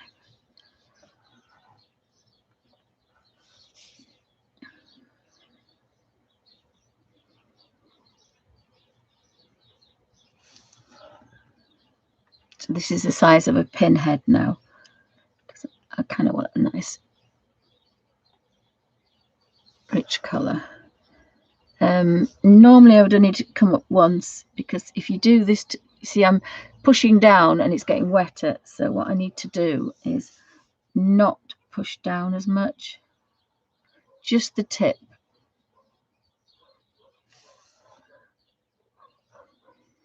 Sorry, there might be a bark in a second because the elf master could wake up, so apologies.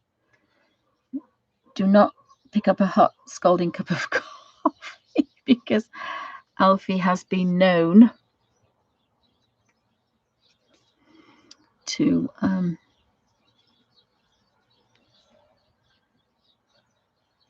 mean, this is a little bit too kind of slapdash, but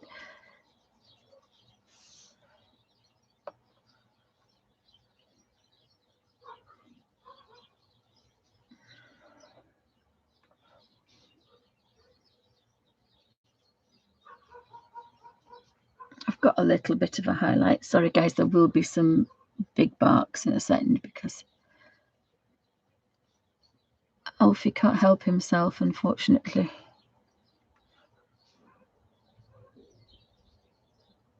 Now, if you let this dry, you could always go back over it if you wanted to and darken some areas, if you wanted to, and kind of really get that rich kind of Disney. But I've got a little bit of a highlight, so I'm quite happy. Yes, Melanie, that's the idea. The idea is we're doing this for therapy. We're not doing it to create a masterpiece. We're doing this to chill out, to entertain us, to take some time up, and it's the color that we're thinking about, not really the finished thing. Yes, we want to make a good job of it, but it's the main idea is to have a little bit of fun if we can. Just enjoy it, because it's not really meant to. I've just realized actually I could do the transparent wings. And I think we're going to have some pale little creatures in there, I think, possibly. See, I've put two colours together and I've got almost an olive colour there. So he's going to be the same.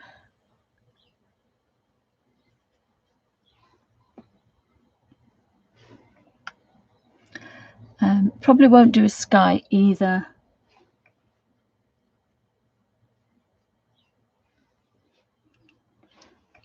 I missed that, so just if you're really quick, you can just darken that up just a touch. And this one here.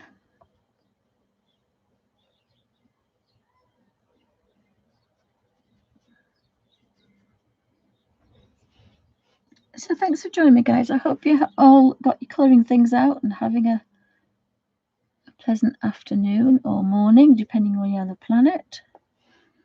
I think what I might do is put Ken Dodd's tickling stick If I leave the thing out on, I see that. Not really sure I like that because it's too like her dress. I thought it would be when I did it up there, but I get away with it, I think.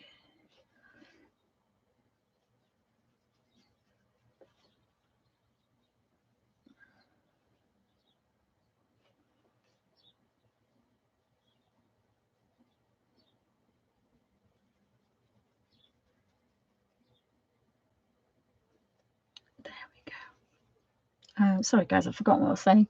I apologize. Oh yes, if I can leave the internet on, the thing on, it might be an idea. I'll put Ken Dodd so you know it's live, but there's obviously not me about.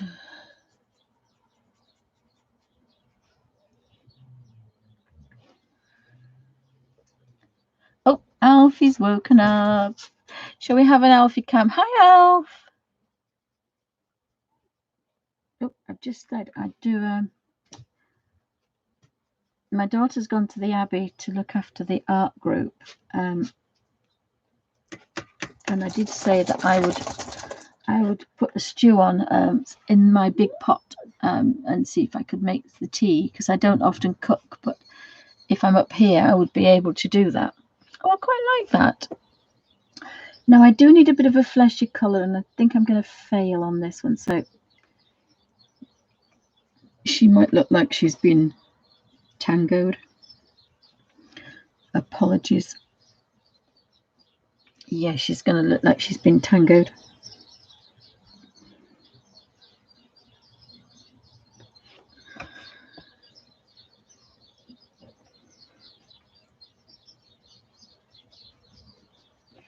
So apologies, guys. She just looks like she's been on her jollies.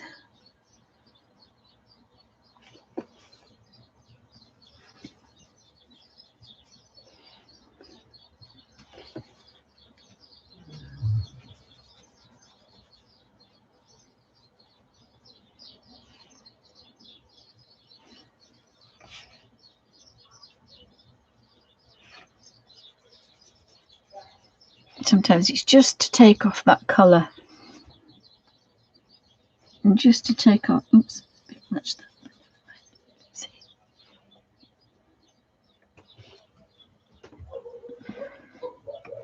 Oh, sorry guys. Oopsie. Oh dear, here's the boy. Oh gosh, she has got a bit red face, bless her, hasn't she? Oh, if I let that dry, it will not come out. So I've got to, yeah, it's. Shh.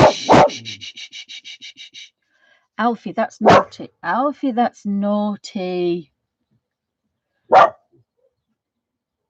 Oh, I should have done her a green elf. She's now a pink elf, and she has her socks. And she can have.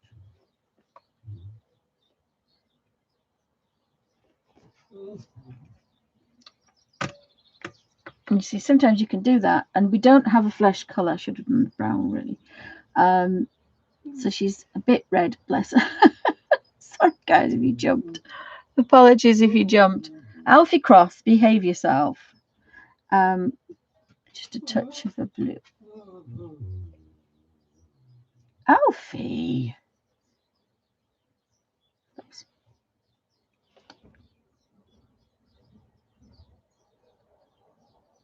She could have the same blue eyes. Let's see if I can just.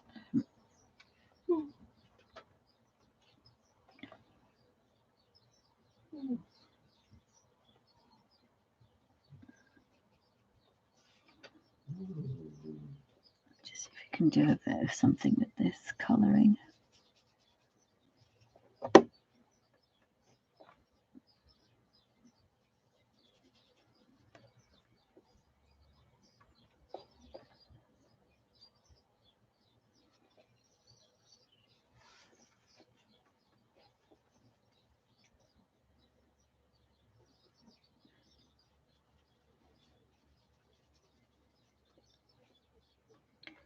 see if I can rescue her.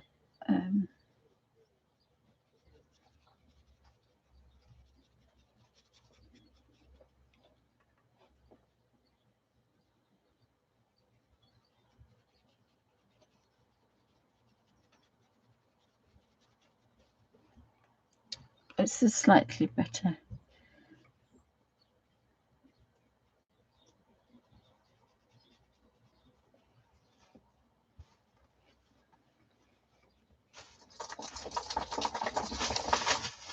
Finish this, guys, and then we'll have an Alfie cam. You're going to sit down and be a good boy? No, Mummy, I'm not. Hello, Alf. Hello. Oh, it looks like we're having an Alfie cam now. Hello. Hello, boy. Hello, naughty. He's funny, isn't it? I'm colouring and he knows what I'm doing, even though I haven't done it for so long. He knows what I'm doing and he knows what to do. He knows to just sit on my knee. Right, bear with me a second, guys. I just have to do. Is you going to be famous? You just can't help yourself, Alfie. Don't go do it for yourself. And you're smelly boy, aren't you? Smelly boy.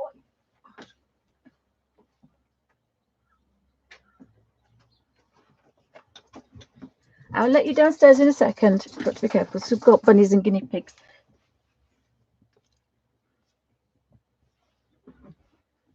Come and say hello then. Hello, Alfie. I'm still pretty. Are you snorting? I'm still pretty. Oh, hi, Miss Maryberry. Welcome to Bunny Designs. Hi, Sandy. Here's a naughty boy. A naughty boy. Are you naughty, Alf? Look at his feathering. He's such a furry boy, aren't you? You're a furry boy. He's got his caution sign on because we've got to be cautious with him because that's his name, Cautious. Is that your name? Oh, gosh, you've got gunk in your eyes, misties. You've not been up here for weeks, have you? You've not seen me because we've had Felicity, haven't we? You're spoiled now. He's going to have to sort your eyes out. You're grunting. You're still pretty. You're still naughty. You're done naughty. Oops. Aren't you? Hmm? Gunk out of your eyes.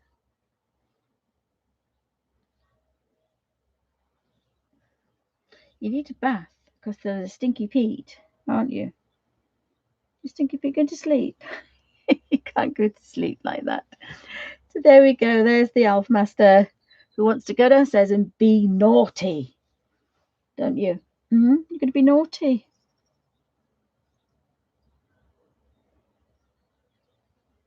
You do need a bath. I have to say, you do need a bath. Stinky Pete. Aren't you? But his feathering's lovely. He only loves me when Samantha's not about. No, he's not a sweet boy. That's one thing Alfie isn't. Are you, Alf? Alfie, are you sweet? He's a bad boy. He's gone through about 30 pairs of knickers, 10 pairs of socks, and about 8 pairs of jeans. Haven't you? Yes. There's the Alfie. I'll let him downstairs because I think he might want to go. Oh, I smell as bad as you now. Ugh. Ugh. I smell as bad as you now. I do. Yes, I know. That's your 10 minutes fame, mister. Oh, gosh, you are a bit of a smelly boy. You need a bath.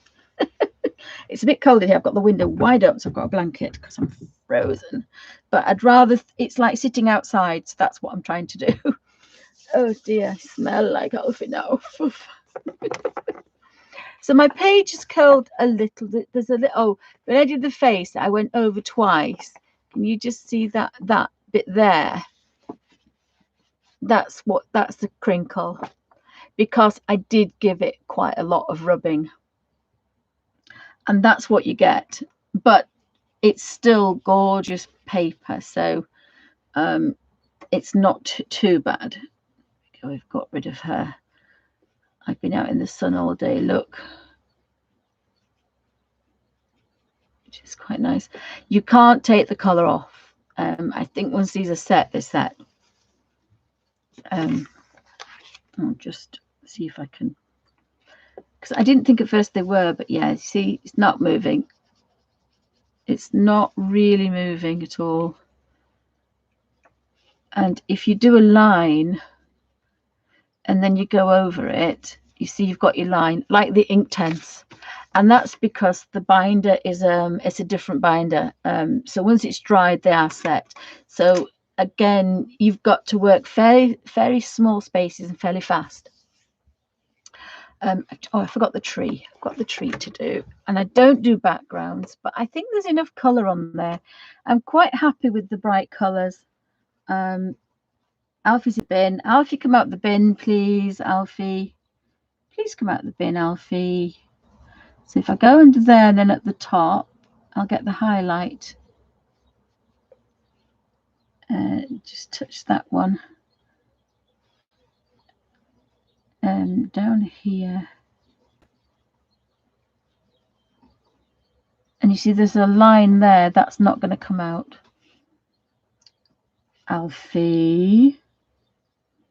So I can just wrinkle that in and under there.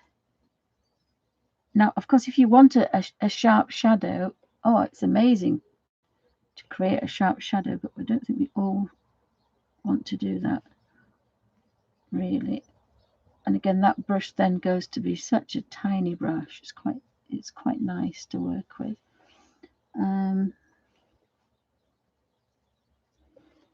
And just a bare minimum to take that as a highlights, take the starkness away. And I've left his little, so I've got that tiniest bit that's on there, so I can just take just the stark white, just the stark white. Oh, I've left one there, I've forgotten one. So if we start quite dark, and as long as you do it fairly quickly. See, now I've come back. Oh, it must have been quite a little bit wetter, that. I've managed to keep that.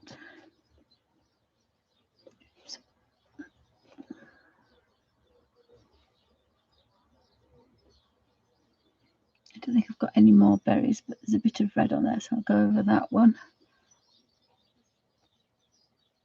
I think that's finished. So I don't know how long it took, about an hour and a half, something like that. Barons is gorgeous. Yeah, he's gorgeous, but he's bad. Oh, Miss Maryberry says kisses. You don't want to kiss him, he's stinky boy. He's cute but stinky. Oh, hi Gina, welcome to Bunny's Designs. Anybody else popping in? The Derwent, what did I do with the packets? It's the Derwent Inktense watercolors, and the set 1 and set 2. But I've taken them out of here, and they come in a color order. I've recolored them, but you've got to be really careful. I'm going to do a video about it, because when it gets to these 3 and these 3, you can't tell the difference. So what I did was methodically do a color guide with the paper, with them there, and then I took each individual one out, put it in, and did the color swatch as I went along, because you'd never match up your color again. Very, very difficult. If you don't really care what it's called, that's fine, but I wanted to know so that I could you can buy them individually and you can replace them. Oh, thank you, Kenny. Thank you, darling. So again, very quick, touch and go, but not a bad page. You know, I made a couple of mistakes, but still it was fun. It was enjoyable. It's taken me an hour and a bit, an hour and a half. And it's just fun. It's fun. It's easy. It's very, very therapeutic. I almost forget I'm live. It's that kind of calm, and it's a calm that comes out, not that goes in. You're not calming yourself down. The calm comes up and over and kind of envelopes you, puts a blanket around you of calm. It's really strange. And as I say, this method, although it was the little my watercolor book, which again I'm going to revamp and do a new video on, that is the touch and go. So you're touching a vibrant color like a Peerless or like this one, and the Hydrus when it's dry. And I'll show you what Hydrus dry looks like, because I found this one, I think it's under the table. And it's very dusty, so I'm just going to have to blast it with some air. Now this is the Hydrus. You can see it's really dusty. It's been upside down, all sorts, but the colors would be fantastic. So if I touch, I mean, I may have to throw these away. But the Hydrus, oh, the other thing I suppose I could do is to do the color. I don't want to blow because I've got asthma and I'll start to cough. But they're so bright.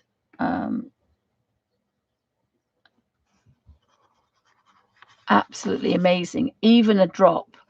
If you put these on the papers that I did, I made the Hydrus into there's this really, really vibrant, and you can get that effect where you go from the very, very bright to the very, very dark.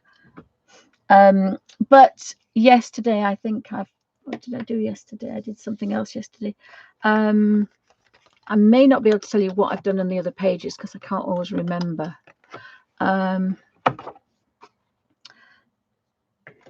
I think this is Peerless. Again, it's that's that lovely kind of soft watercolor effect. And then that was one that I wanted to be brighter. I remember doing the video for this because it's a fairly new book that Melody sent. So I still do like having that little bit of mottled, even if I don't get the watercolor effect. I think there's a video on this one. I think there's a video on most of these, using different paints.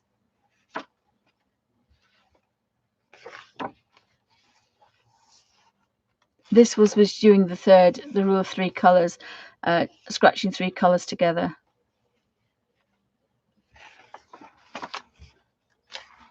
I started that one and I can't remember how I did it, so I'll have to look back and see if I can remember. And then I just decided that I kind of like that page. And the other one here, my daughter says I don't think she's very well. Bear with me a second.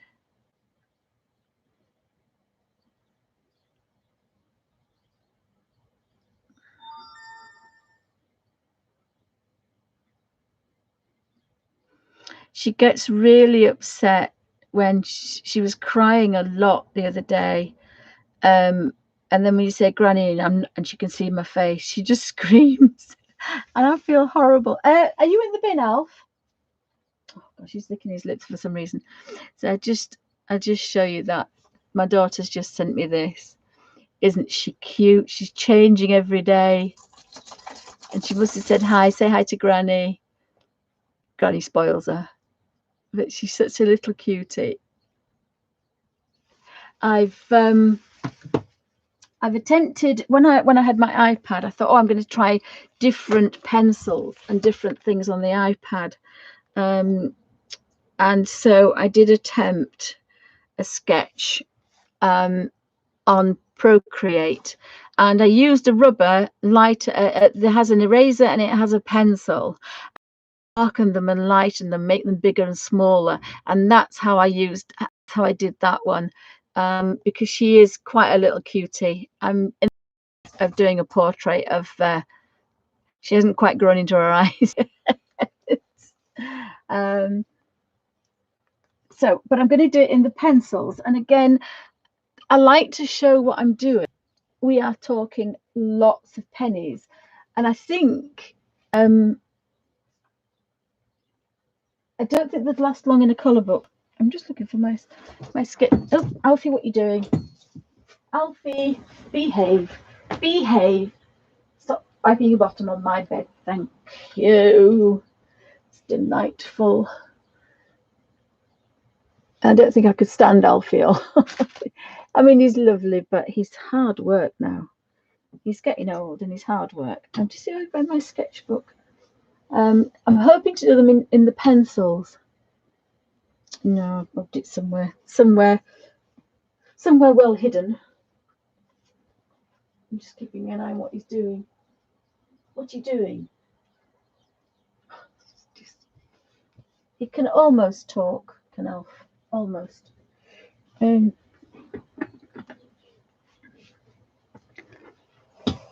think it's in here. I do have some Derwent pencils, but I think I'm going to attempt a portrait of Felicity because there's some gorgeous colours. This is Alf Master with these photographs, and these are the Derwent pencils, the light fast, and they are pretty amazing for they are really, really nice. It's only I've done 2 sketches. One was on a thinner paper. This is thicker paper. This is the pastel matte, and they are lovely to work with. And I can't work with a pencil because my hands are bad. But this you just scruffily, I'd say it's a bit rough, scruffily like this, and it kind of grabs the color, the oil based color. So I'm kind of going to try and attempt to do a couple of portraits with Felicity because she's such a little doll. Yeah, Kenny says for that price, they're about over £100. There's 100 in the set. There's 100 in the set. I think I got the 36 when they first came out, and dear Melody bought me the other ones. So I have to practice more with the colors, but they're far too precious to go in a color book. I'm just and they wouldn't work as well because there isn't a tooth color book. So again, you've got to think I've just realized I haven't done anything in this book. I'm just gonna have to get rid of Alfie because he's been a pest. It's been a pest. Oh, Kenny says it's 225 for them. Yeah, 200. The other thing to do is to buy a set and then every month buy just a couple, and then eventually you will have the full set. There's some really nice colors. They are on the top shelf. See if I can. But again, I don't like. I am a Derwent nut. I have to say. Oopsie. I did buy this. I went to see a lovely lady. I bought this second hand, and it's to store your pencils because I found that when I'm doing a particular sketch, I only use a certain amount, and I put them back in the box and in their place, and then I can't blooming find them. So that was one of my purchases. And then if I can just pull that off, this is a really good. They were quite cheap, but they've gone up a bit now. I'll just very quickly show you this because it's handy for other pencils as well. Give me a second, I'll get rid of everything. Now we're going off our track of colouring. I loved it because it had pencils. I initially bought it for my daughter for Christmas, but she's not really. I wanted it, so if you dropped it, I have these soft pink ones, but if you drop this one, it's not going to damage the pencils. We've got pockets and things that I haven't quite got into yet, and these sleeves don't come out, which I thought I would like, but it drives me nuts. So you see I've used a little bit of them because they're very, very soft, but there's some beautiful colors. This is my favorite paintbrush. Sorry guys, I haven't been drinking. Pencil sharpener. You can do a little bit of blotting out and blending, which I haven't really got to yet. I do use my old-fashioned. I was taught with a Stanley knife how to do the sketching. how to sharpen your pencils. I've just started to do a rough, I think, of Felicity. But there is a beautiful range of colours, but you don't need every one. These blend together, so you can kind of, but they are pretty spectacular. But they're not for colour books, because they need a tooth. They're oil-based, light, fast pencils. But they are pretty yummy, I have to say. And dear Melody sent me these. And so I feel that I have to kind of balance one thing and another. But this is a comb automatic long point, and basically you put the pencil in and sharpen it till it gets to the edge, and that takes the wood off, and then you sharpen it and it takes it to a point. I don't use them a lot because I'm a bit of a tight Yorkshire lass, but it will take, I'm just looking for a pencil. It will take, I've still not quite organised myself. Oh, I found a water brush over there.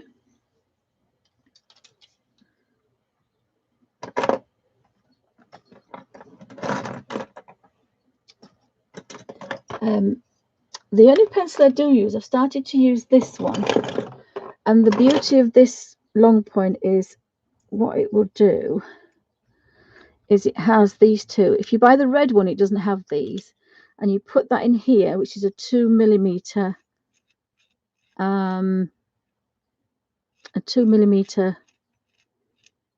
can hear it crunching.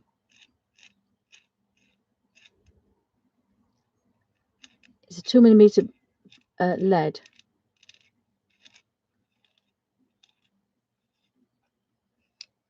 And you have to see that point. It's absolutely amazing. This one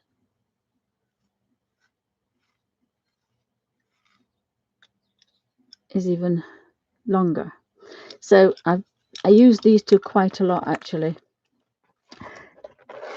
I tend to take the wood off rather than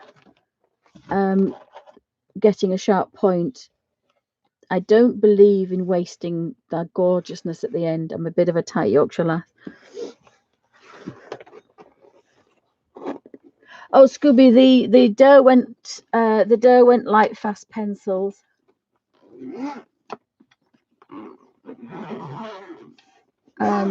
And again, I bought this because I do drop things an awful lot these days.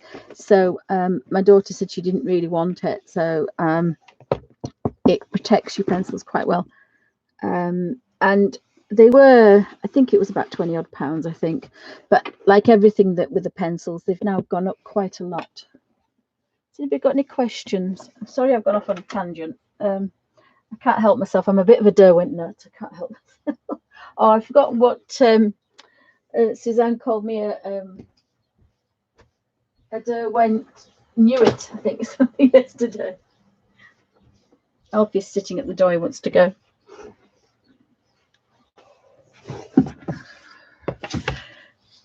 So I think I might do the first page on here, which is is it a basket or is it a pond? Oh no, I always do this. The other thing to do is when you first start a book is always do the first page, because it's a good practice and you get used to the paper. People used to say do the back one. People used to say do the back one. I've forgotten. Oh, this is the one that you cut out the shapes, don't you? And you, oh gosh, look at that. That's amazing. See, I shouldn't look at this because I want to colour that page instead of this one, because I'm like that. But my New Year's resolution quite a few years ago was start at the beginning and work through.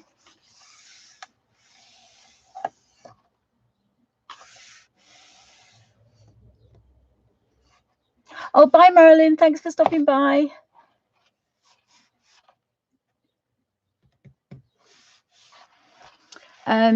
So I might just colour that one in. I think yesterday I used that water paint, didn't I? I can't put my hand on my little watercolour book. What are you doing? You want to go out? You have to be a good boy. I think yesterday I worked in the Kirby one. Oh, you've got caught. Hang on, hang on, hang on, hang on. You've got caught. Yesterday, I think I worked in the Kirby Roseanne book, didn't I? So again, these are the poster size,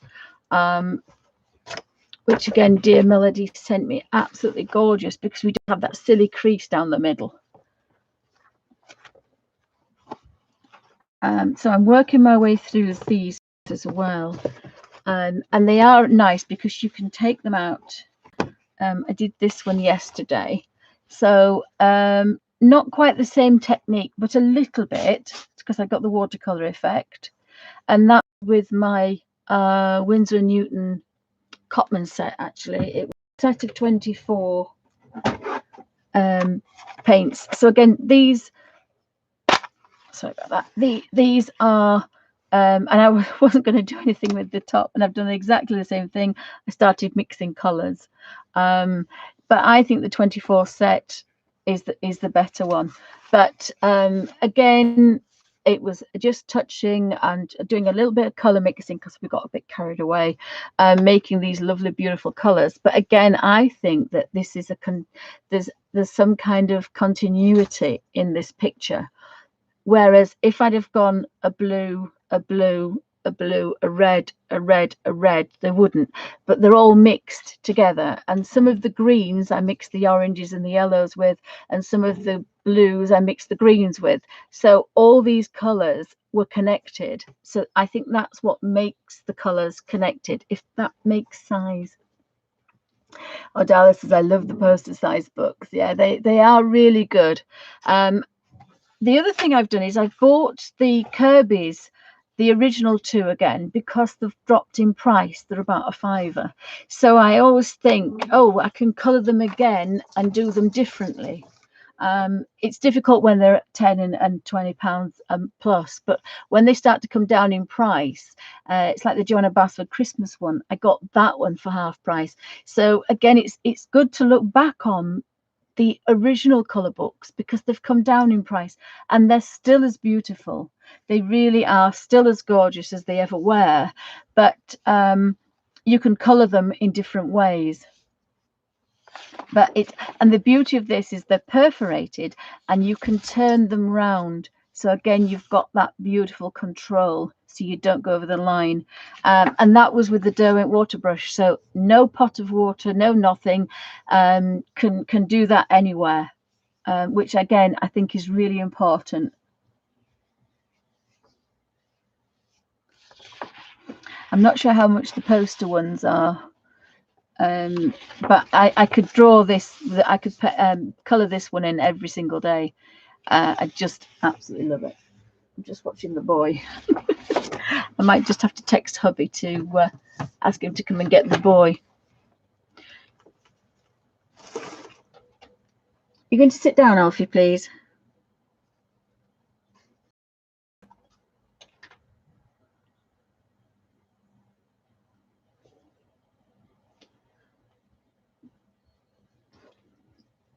So if you suddenly decide you want to see anything, or you want to use a different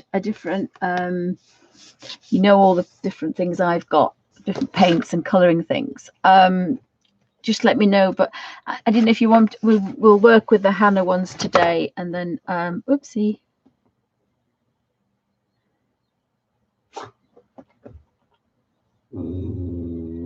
I know. You're going to, I'm going to, yes, I'm just telling Grandad to come and get you. That's naughty.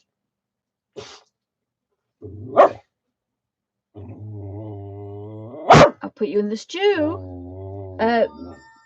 Put my finger in the hole. Yes, I know. Yes, I know, Alfie. I can't text as well. Right, so bear with me, guys. Just have to go get rid of the alpha stuff. Sorry, guys. I'll have to go get rid of the bad boy, otherwise he'll just bark his socks off. I think I'll be colouring that page next. Go downstairs and stop being a naughty boy. You can't be good for 2 seconds, can you? No.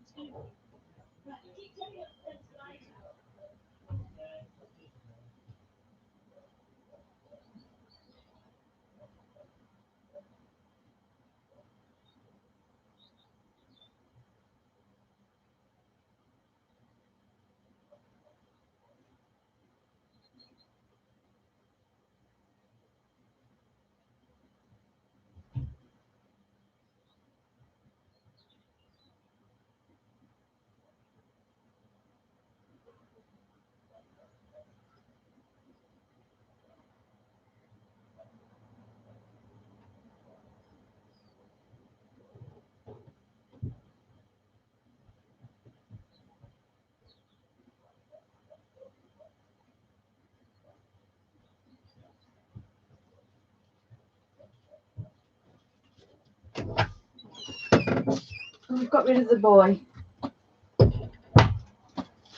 Got rid of the boy. I've just got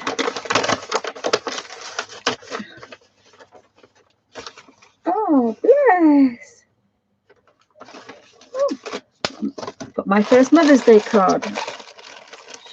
Okay, here. This better not be what I think it is because I'll be very cross.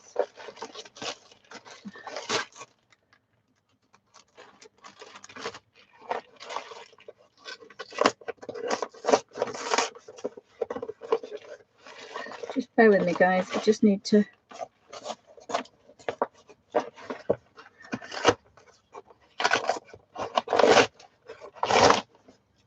Oh, that was good. I've got my celery seeds. If you have gout or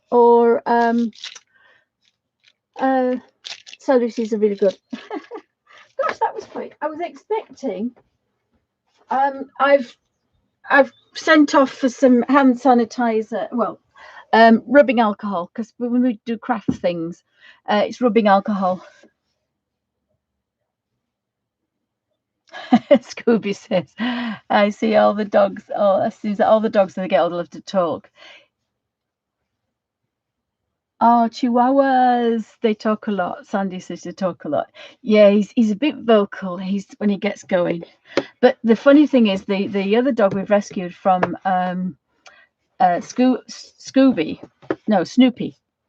Snoopy will sit and bark all day for no reason. She just barks and barks and barks. So that was Fairy Miracles.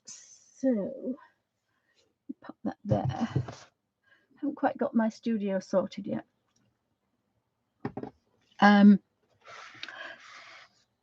No, what would I like to do? I could do the touch and go system with these colors as well. And then this is a kind of a, oh gosh, just a boring, well, I say boring, traditional set of 24. And I always say that now the white's gone missing, God only knows where it is, but I don't use the white and I don't use the black, and I don't normally use the Payne's grey because I like to make my own Payne's grey. But I would say this is a really good 24 colors.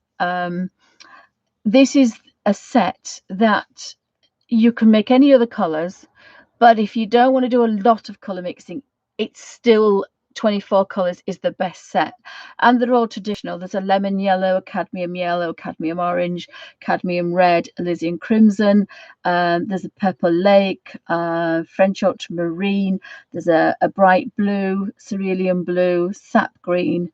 I'm not keen on viridian, but if you have half viridian and half sap green, you get a hooker's green, so you get kind of a foresty green color, which I do like, so it has to stay there, unfortunately. And if you put that one with the other bright blues and the purple blues, this is where we were getting our teal colors and our turquoises, blue turquoises. So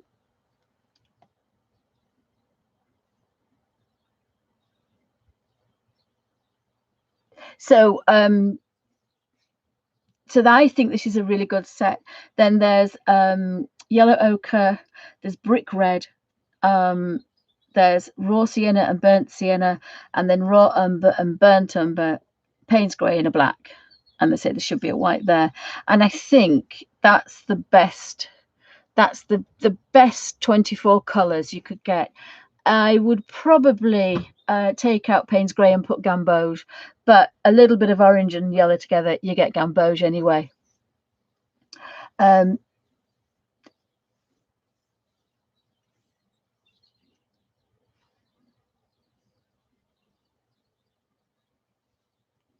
Oh, Scooby says she's got a Labrador Collie, 12. Oh my, that's a good age for 12. Loves to talk and turns her head as she does so. My other lab mix is 10. She thinks she's a killer and is always barks at people or cars. They don't belong. Yeah, Alfie's a bit like, Alfie's aggressive. He bites people. That's why he's got caution written all over him. And you get people going, oh, he's not going to bite me. And yeah, he does. So he's nearly always in quarantine anyway, because if anybody comes up to him, it has big red caution written all the way down his jacket. And people still put their hand out. And I get very cross because obviously if he bites anybody, it's good night Vienna. But yeah, the people don't understand dogs. They're just, oh, he's not going to bite me. Oh, I'm just, oh no, yeah, he'll bite anybody. He's a very, very funny dog. But when he loves you, oh my goodness, he adores you. Talk about dogs, and then the rubbing alcohol. And all that kerfuffle. There's a lot of things about it, about making your own hand sanitizer, which I am going to do because I use it when the baby comes. When the baby comes over, if I'm poorly during the night and I'm looking after her, I'm going to feed her, I'm going to change a nappy. I don't want to get out of bed. I can't get out of bed sometimes, so I use hand sanitizer. So it's not that I need it for every day going out because I don't go anywhere. But if I look after the baby and I use the one up that's in the baby bag and I don't replace it, oh my goodness, I get shot. So I'm making my own, but I didn't realize there are so many bad recipes out there. I'm putting 2 things in it. I'm not using the aloe vera because it can be bad for kidneys and it can be bad for asthma. Although it's a wonder plant.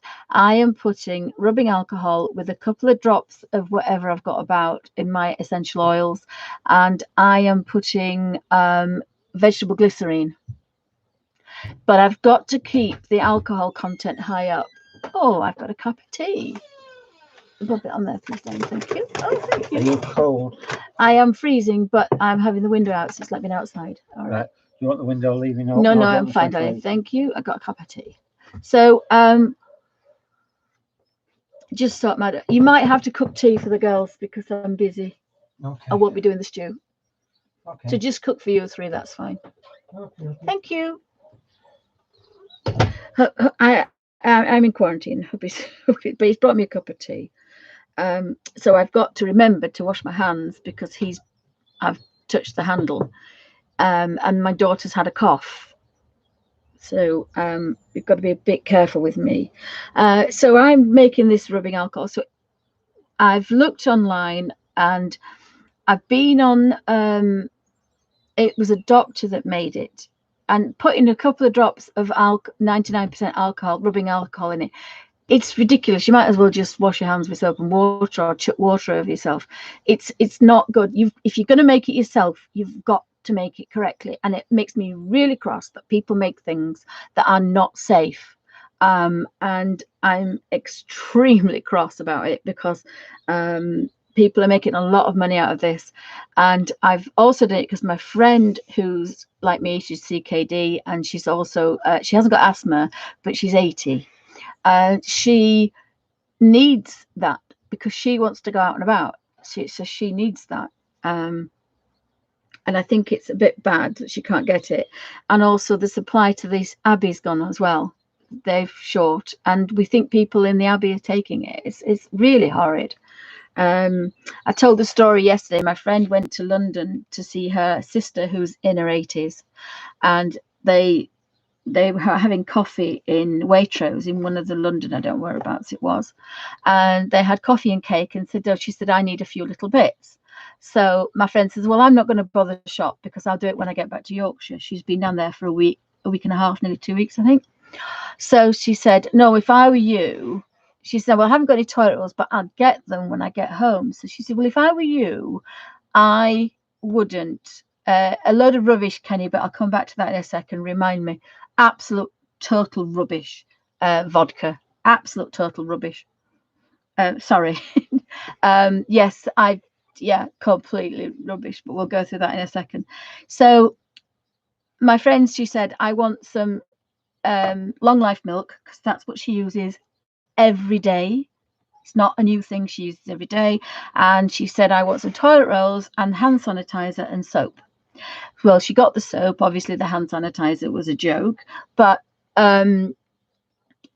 she also went down the toilet roll aisle, and there were 2 packs of toilet rolls on the top shelf. And as I say, a sister said, you know, I would get them if I were you. And she said, well, I'll get them when I get to Yorkshire. And her sister said, I don't think there'll be any, because people have been stupid. So there were 2 packs of toilet rolls. One was for one lady and the other was for the other. These are 80-odd-year-old ladies. And of course, they're very short like me. So they asked a gentleman to pass them down. And as he passed them down, his wife came round the corner and said, I'll have them. And he took them off the ladies and put them in his wife's trolley. And it's a good job I wasn't there, because I'd have punched his lights out. I would have punched his lights out. I think that's disgraceful. She didn't just say, well, can I have one? I'm desperate. You share the other between you. She took both. It wasn't rude. It was Pamela. I just smacked him. There's a lot of horrid things going on. Right. Kenny said somebody told her to use vodka. Now, there's a young lady. I typed in how to make. I just talk about hand sanitizer. I use hand sanitizer all the time, because being disabled, I can't always get to wash my hands. So if I'm out, I always use it. As I say, if I change a nappy, I use it. I don't go mad. I just use a little bit. Probably I should use a bit more, but I can't always get up. If I want to have a sandwich and I'm stuck in the wheelchair, no, I've been trying to. I took my pills with my tongue stuck into the pill box on a train station last week. And I think it was Southampton, and a disabled person came over and said, what are you doing? And I said, well, I'm getting my pills out of the thing with my tongue because my hands are dirty. And so that, and I had a little bottle of hand sanitizer, but I didn't think my hands were going to be that clean to pick a pill up. So I decided that I've got rubbing alcohol, because I make the jelly plates and the jelly plates for printing and jelly printing. And if you're any crafty, you know what I'm talking about. So I went online and there were lots of them, but I'd found one that was rubbing alcohol and glycerin, vegetable glycerin. And I knew also that if you wanted to make the thicker stuff that we have, it needs a thickening agent. So it's more like a jelly, and that's, or a gel rather, I should say, not jelly, a gel. And that is the aloe vera gel. But I was looking at it thinking, well, we're going to be using it a lot more, and we're going to use probably 6 times more than we normally. It's a little bit of a pea-sized one or a bean size. We are now told we need a tablespoonful to really let it go over our hands, and then let them dry. When they're all sticky and horrible, not wipe it off, leave it to dry, because it will dry. And the aloe vera for people with kidney disease is not brilliant used in excess. So I decided to leave that out. And then I came across a lady, and she said she's a scientist, and I believed what she said with a pinch of salt, but I still believed her, because she said she was a chemist. She did have quite a lot of YouTube followers, and she had done the calculations for all the recipes that are online at the moment. People making YouTube videos of how to make them. And she said, vodka is ridiculous. It's got to be 65% plus. So even if I get 99% rubbing alcohol, if I mix it with 50% and 50% of glycerin, it's probably not going to be that good. I'm going to have to make it a third. I've got to not dilute that 99% down. Now, originally I thought it would be 50-50. I think you'd probably be all right, but you're still not getting up to that 60% alcohol, and you need the 65% alcohol. So you've got to be a bit careful if you're making it yourself. So all these, and then she said about vodka, which is ridiculous, because I could drink a bottle of vodka, it doesn't make my belly right. So vodka is absolutely no good unless you are brewing it illegally, and if you drank it, it would kill you. That probably is it's probably all right, but you'd be dead anyway. So any vodka that you can buy in a supermarket is a no-no, because it's about 23%, isn't it? It's 23, 27. Even if it's 50% alcohol vodka, that's not enough. It's got to be 65 above, according to this lady, and I believe her. I believe that it's, well, the other things, if you look on the back of your hand sanitizer, I don't think I've got any handy, it will give you a percentage of what is alcohol. Oh, Alfie's run off. So you've got to be very careful. I looked at lots of things. I think there's a government website, or there's if people say they're doctors, and again, you've got to be a bit careful, but I think you've got to have the alcohol above 65%, because it's a bit like soap. If you put a lot of bubbles in it, you're going to get a lot of bubbles. If you put a little squirt in and it's not that strong, you're not going to get any bubbles.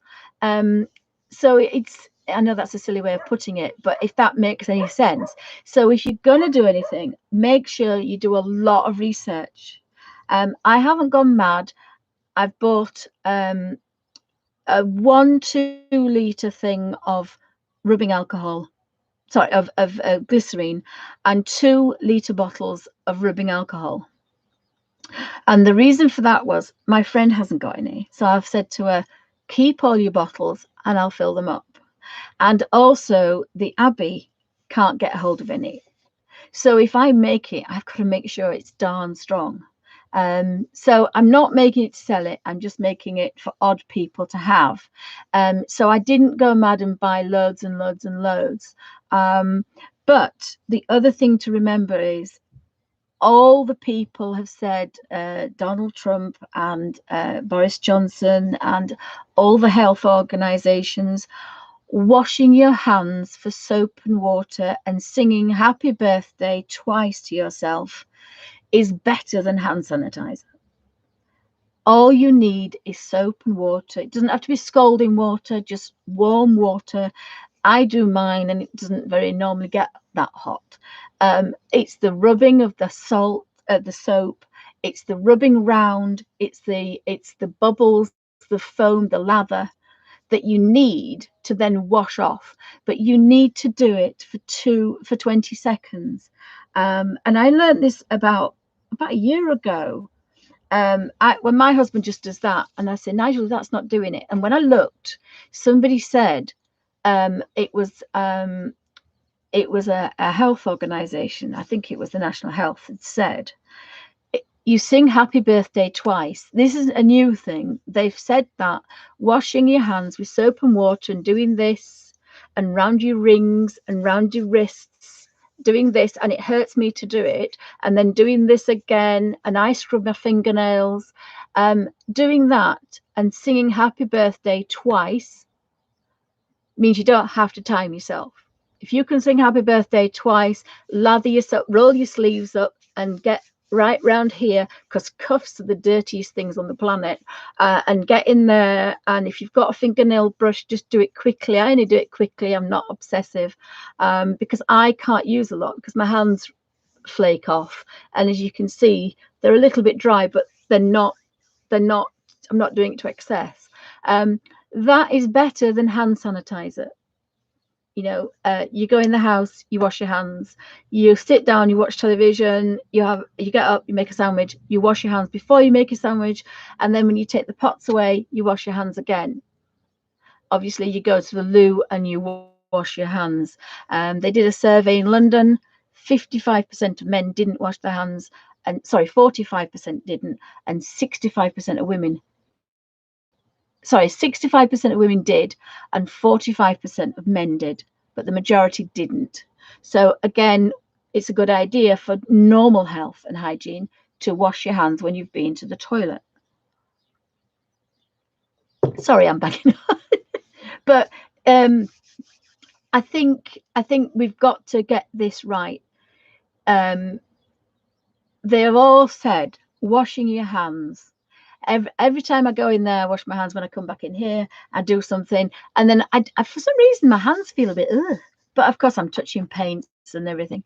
But if I was even with Felicity, I would wash my hands, I would go to the loo, I would scrub my fingernails, and I would do my washing for 2 minutes, for 20 seconds, happy birthday twice.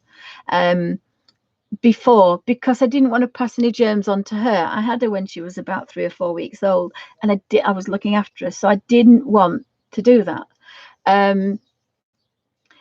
The idea of the hand sanitizer is you use it if you can't wash your hands, but washing the hands is the best thing. I don't know if anybody else knows any of that. Oh, sorry, Scooby, I've got on my high horse again. Oh, bye, Scooby. Have a lovely day. Thank you for popping in. Yeah, Sandy said soap and water is much more efficient than any hand sanitizer. Yeah. Because the other thing, Miss Mary Berry says the hand gel is a waste of time.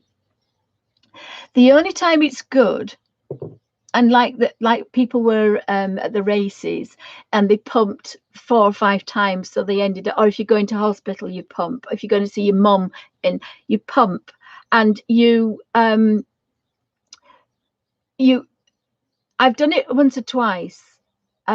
You've squirted out too much, and then it's like and everything's icky sticky, and everything's everywhere. And what do? I wiped it on my scarf. Well, no. If you're going to use the gel, you get all gunked up and you stay there for about 10 seconds until it's dried. Because when it's dried, your hands are then clean. Because the alcohol needs time to be on your hands to evaporate and to kill the germs. If you put it on your hands and then wipe it off, it hasn't had enough time to do that. Because the germs are still there. You haven't washed them off, but you've killed a lot of them, most of them. So I've never liked the idea of hand sanitizer, but in occasion it's needed, and it's good when you have a baby, and when you have little ones, and especially if they're going out for a picnic, things like that, where there isn't hot soapy water. But the best thing is stop stressing about hand sanitizer. If you are at home, you've got soapy water, wash your hands and sing happy birthday to yourself twice. And that's going to do 10 times better than hand sanitizer.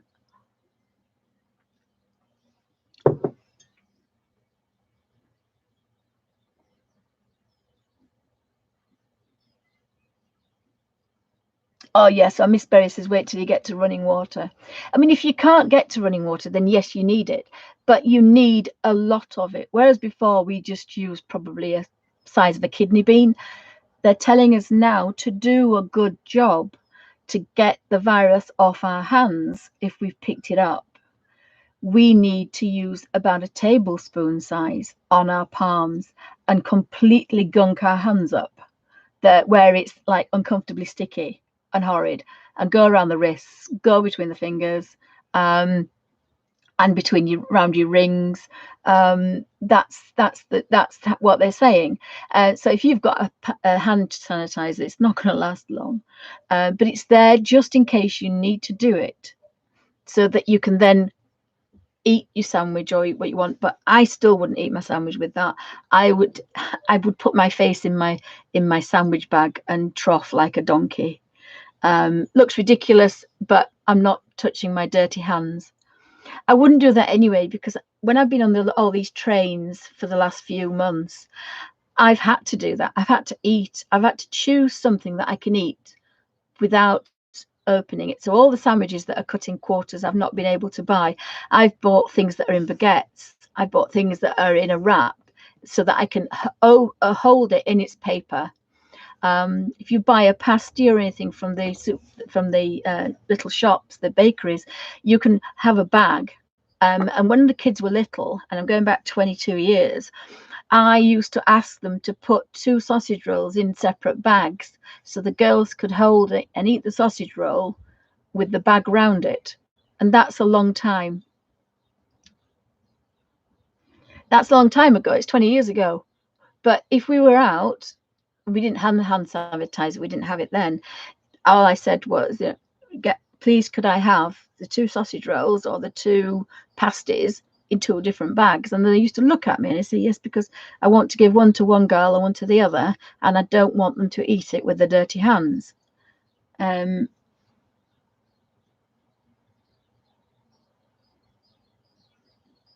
Miss Maryberry says, more important, don't touch your face. The virus does not enter through the skin. It enters through eyes, nose and mouth.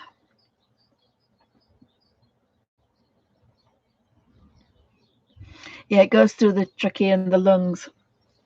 And that's really weird, because I've had this really strange nose and I'm always touching my nose, and I have to stop myself. I have to really stop myself doing that, but it drives me nuts. So sorry guys, I'm going to get back to back to colouring again. Yeah, but please do a lot of research before you start doing things, because if you believe you're having the right things and you're not, you're doing more harm than good. Oh, Miss Betty said the food from the bag is a good idea. Yeah, but I mean, because if it's on your hands, if you're not touching your mouth, then, you know, as I said, but I did that 20 years ago because I knew kids need a few germs. I never used to sterilize everything. Kids do need a few germs. They've always needed a few germs. I have this thing that I've never been vaccinated from anything, because my mum died when she'd signed the document to say I could not have the rubella jabs and all the others when I was a teenager. And in the meantime, she died, and I'd gone to live with an aunt, and all her children had this thing. And we went to the authorities, we went everywhere to say, I want it, my aunt wants me to have it, the person that's looking after me, my adoptive parents want me to have it. But because my mum had signed this document before she died, I couldn't have it. But I never had anything. I had tonsillitis and I went a bit deaf in one ear, but I never had anything, because when I was a toddler, my mum had a shop and I used to suck the pennies and play with the money, which is absolutely disgusting. Think about it, I think, oh my goodness. But that's the story.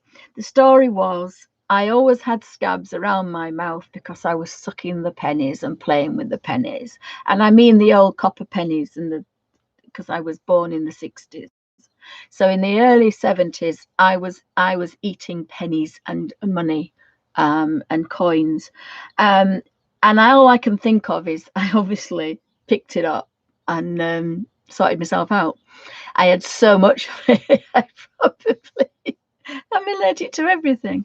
So I'm not suggesting you go give a dirty penny to your child, but I think where they eat should be cleaned, a kitchen should be cleaned, but they should be allowed to have a little bit of none of this bleaching everything. Oh, Miss Mary Berry says, I put my pennies in my mouth too. Well, I don't remember doing it, but my aunt used to say, my dad used to say, live in dirt and be strong. Yeah, as you say, when they're little and the babies, it's like Samantha, Felicity, she's 7 months. And I'm now thinking, I don't need the sterilizer. You know, if she'd have been here, I would have sterilized the bottles because they sit for a long time.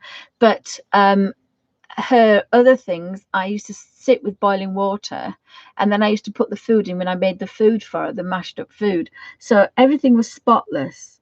But now she's getting older, she does need a few more little bits. Otherwise, by the time she goes to school, she will be ill. If you do that with a child for 5 years, when they go to school, they're going to be ill. I'm sorry, guys, it's not really an art program, is it? I am getting to drink my tea, though. But yeah, do double check everything. It's like everything. Just double check everything and listen to the experts. Listen to the health authorities. Oh, sorry, guys, I'm rattled. I'm sure some people said it's a health authority that I've found, because they're the ones that are going to give you the good advice.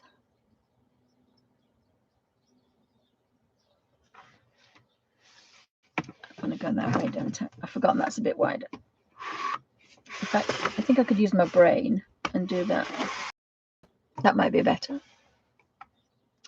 So I don't want to do the colouring today, but I was looking at these colours, and if I just used a water brush, these colours would be kind of really light and feathery and almost a wisp of colour, if that's the proper word. But today I'm going to do the touch and go system. So we've got a basic set of colours. They're Cotman, but they're very, very good quality. They're Winsor & Newton Cotman. They're very good quality. They are whole pans. You can get this set when there's 48 colours, but these are whole pans. They are going to last you a long time, and you can get used to them as well. So just have to check on my daughter because she says she's poorly. So I'm actually sitting with the window open, and I've got a cardigan on, and I've got a blanket and my thick sitting socks, as I call them. But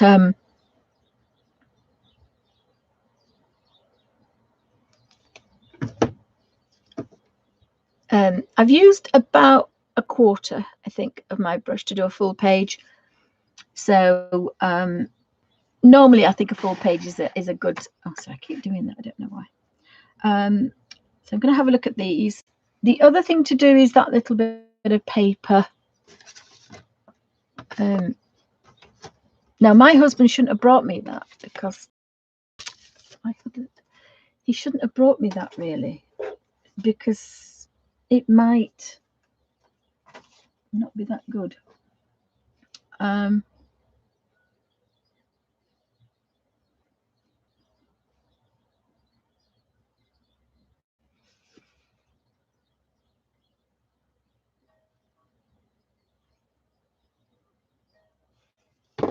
Right, bit of paper. There's my bit of paper. So what I might just do is really quickly, if I spray them, I won't have the touch and go, but I can show you.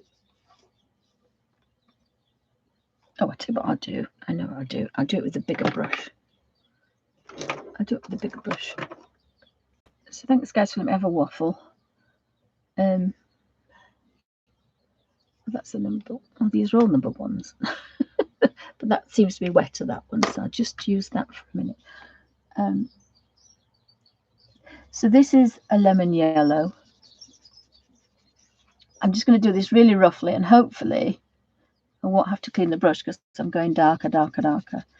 So that's a light cadmium, and then this is a cadmium. Let's see if I can just there.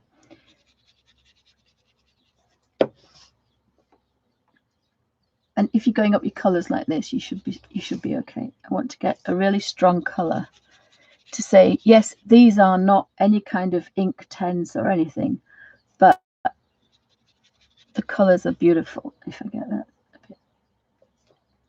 a bit stronger, you can see we're not talking, the pigment in here is beautiful.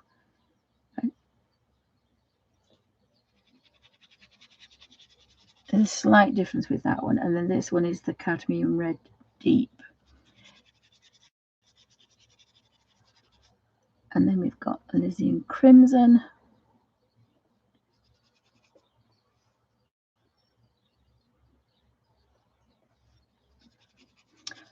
Okay, this is what a cute page. It is very pretty, and I want to do this because sometimes I just kind of bulldoze in. So I haven't got a colour swatch with this. I have a rough idea what it would do. Again, that's alizarin crimson, and that's not really. That's alizarin crimson. And then this is the Purple Lake. And again, I've never been one for buying a purple, but sometimes it's nice to have that option that I've already got a purple. I can do things with it. I can add blue to it to make it a mauve. I can add alizarin crimson to it to make it a pink. Oh God, look at that color. That's that blue and that unusual blue, and that one. Intensive blue is that. And that's cobalt. And then the last one is cerulean blue. Just get a bit more.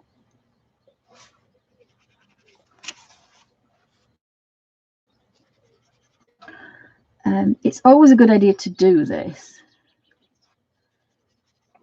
This is a sap green, which is a pea green, probably pea green. And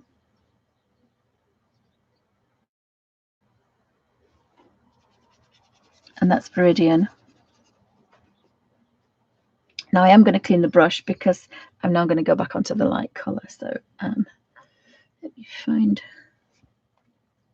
I can do it on my hand. Look, you see, done it on my hand, and now it's clear. So I'll just. That's yellow ochre. And then this is the brick red. They call this light red, but it could be brick red, Indian red. It's a kind of a brick red color is the best way to describe it. This is raw sienna, so it's very similar to yellow ochre, but it's just that bit warmer. And then we've got burnt umber, so of course that's like a burnt warm brown. These are two warm browns. And then we've got raw umber, so it's a lighter brown, but it's dark. It's cool rather. And then this is the kind of nut brown, the Van Dyke brown, burnt umber. And then we have our Payne's Grey, which is not my cup of tea. And then lastly, Lamp Black, which is a cool, well, actually it's not cool, it's warmer than Payne's Greys. And that's because that's got a lot of blue in it. So I have now got a colour swatch for there. So if I want something about this colour, I know where I can find it. And it's not so much for this colour because I can see that. It's all these colours. I should get 10 shades out of each colour. So although there are only 24 there, potentially with just the addition of water, without mixing any other together, I've got 240 colours. And that's enough for anybody for what we want to do with it. Put that sponge there. This is the other dry sponge from the set. And again, I love it because it goes back to that little point. I mean, it is quite fine because mine's got a little tail on the end of it now. That means that when I hook it, it's very fine.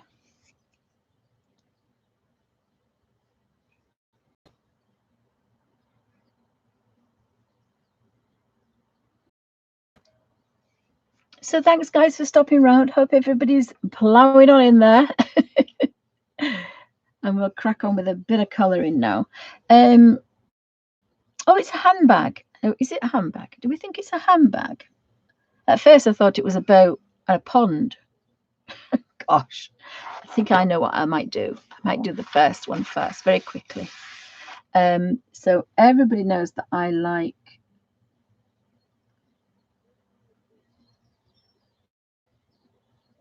my mushrooms. In fact, I should actually do different coloured mushrooms for a change. I got some strawberries. Oh, this is a bit wet and full on. I think I might do this kind of. This is the touch and go kind of just. If you sprayed this, in fact, I could spray it. I could spray it because if I spray it, you'll see. Oops. No, I won't be spraying with that one.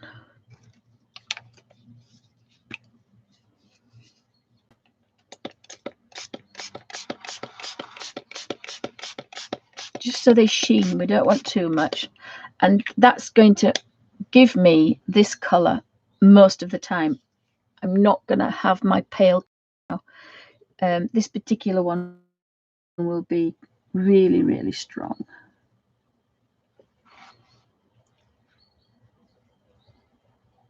See the difference? Straight away, woof, it's in there. Now, I normally can't bear to lose this. See, I'm going over this a second time and I shouldn't be.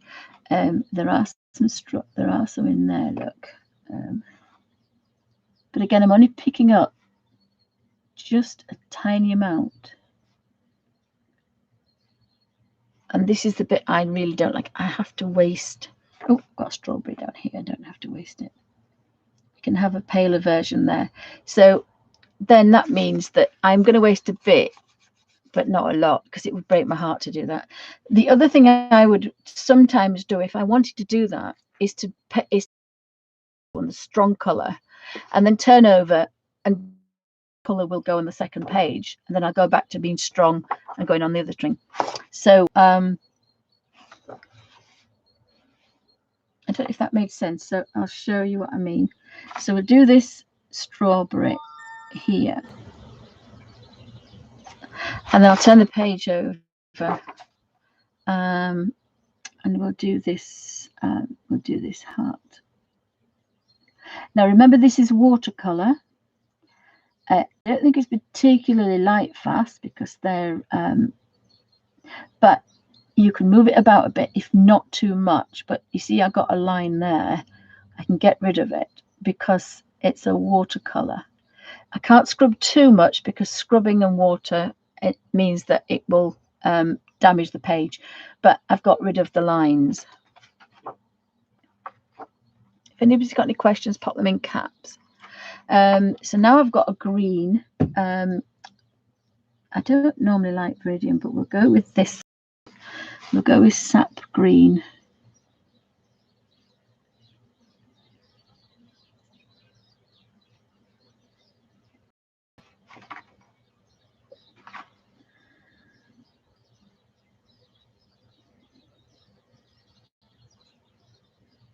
And again, this is just a dead flat colour.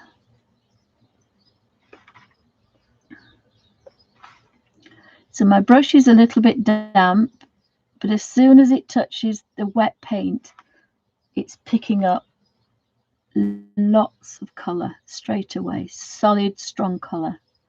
Completely different to how we did it this morning.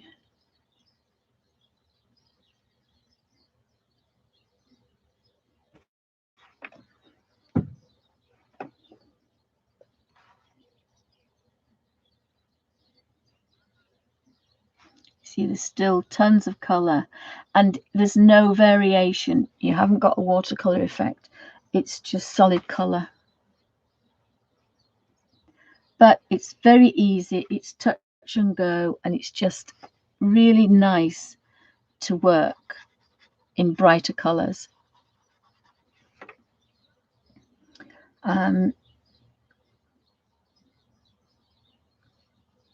Now, if we wanted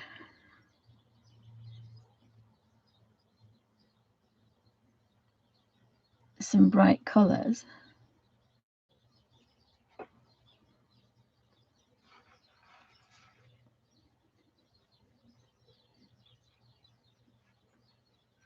we can put this one on.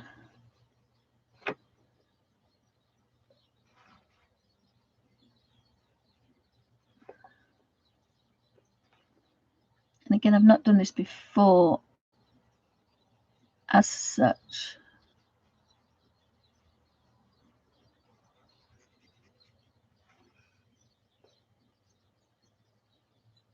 We can just, oh, I don't want to do that. No, I don't want to do that, do I? Oh, what a shame. What have I got here?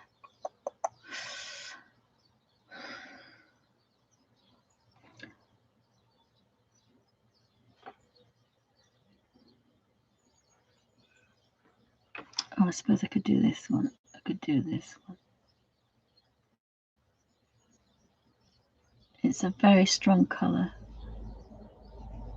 So there's no variation on this. It's just dead flat colour.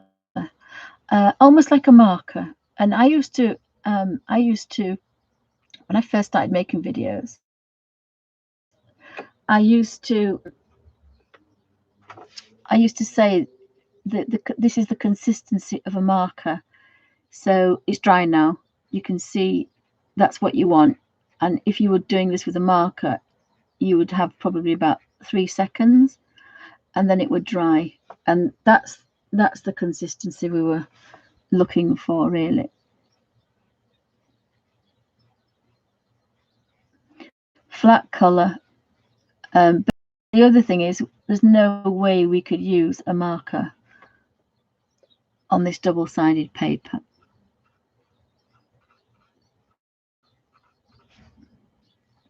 So I'm going to put a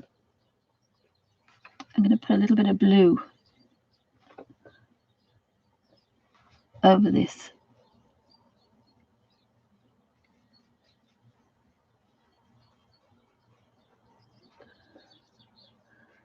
So that it's going to darken those leaves a bit, just to make them just to get a different colour, because I've only got 2 greens. So now I can just darken those up a little bit.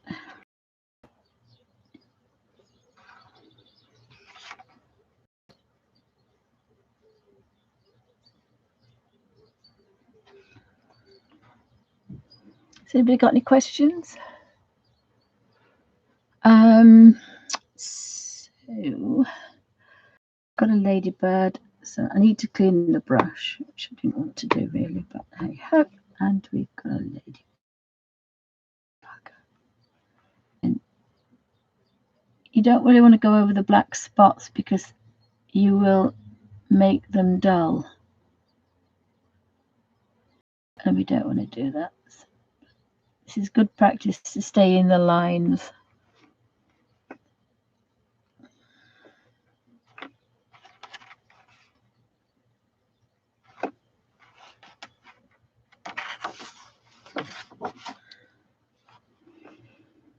Something that there's, she can have little pink lips, and we can put the little hearts on these sweets. And this colour is getting paler and paler, but it's going strong. There's still enough. There's still enough to do water. So you see what I mean? Normally, if this was an ordinary paintbrush, you would shove it in the water and brush it away. Put more sweets. There's 2 sweets on there. And there's a sweet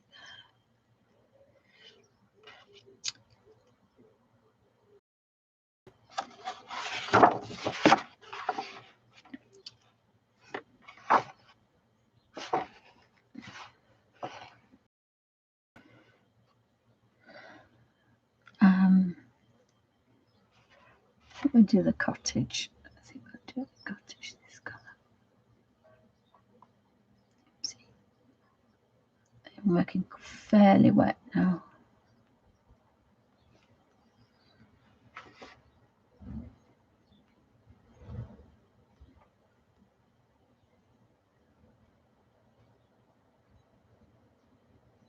So again, it's another way to work. Oh my goodness, it's getting very, very cold now.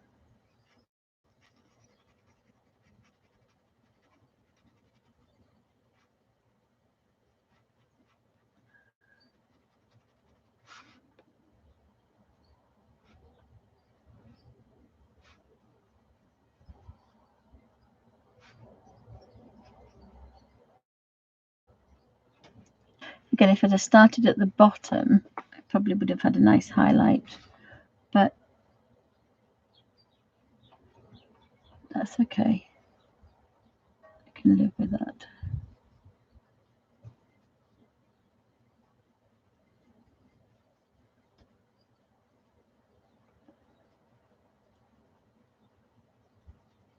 Again, it's watercolor.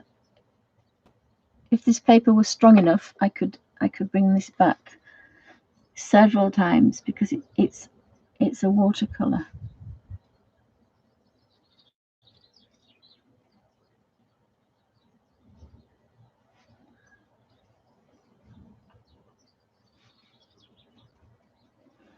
It's a bog, I say bog standard. It's a traditional gum Arabic binder in a traditional watercolor, so it will come back to life as many times as you want, but of course we're restricted because of the paper. But again, it's another good set that's not too expensive, not quite as bright colors, but still bright colors, but they are a watercolor, not an ink. And as I say, the pans are about the same price. These are about, you don't want to be paying 50 odd pounds. I've seen these for 50 pounds. I paid brown. I think I actually want to be quite dark. That now that is very runny. That actually I've made a mistake there, but it doesn't really matter. It's not going anywhere. It's when I'm rubbing, it will dry, but if I rub it, then it becomes a problem. It becomes the paper will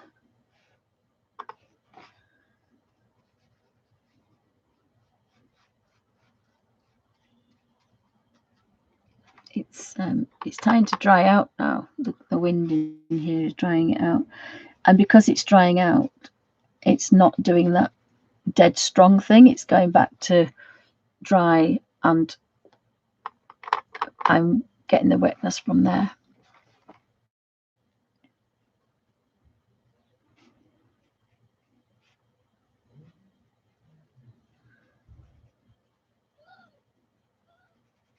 Oh, all the birdies are getting ready to go to bed.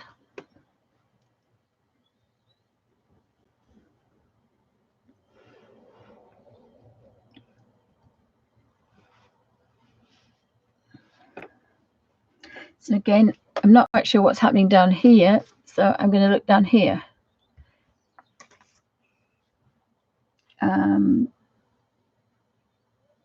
That's quite nice, is that one? So I think I shall have this brown. And if I take that all the way around,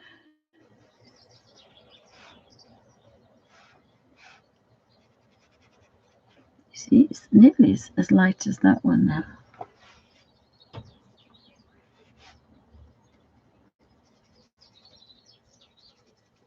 But it is different, and that's what we want. So we don't want too much.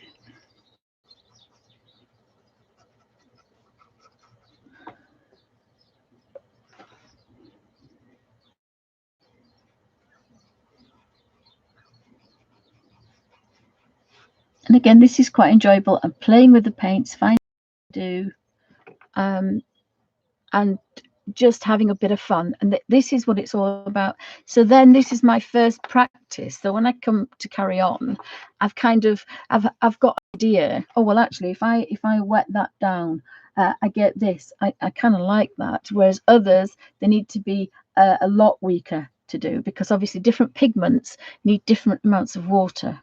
That is another big thing as well. So I think we can do this one as well.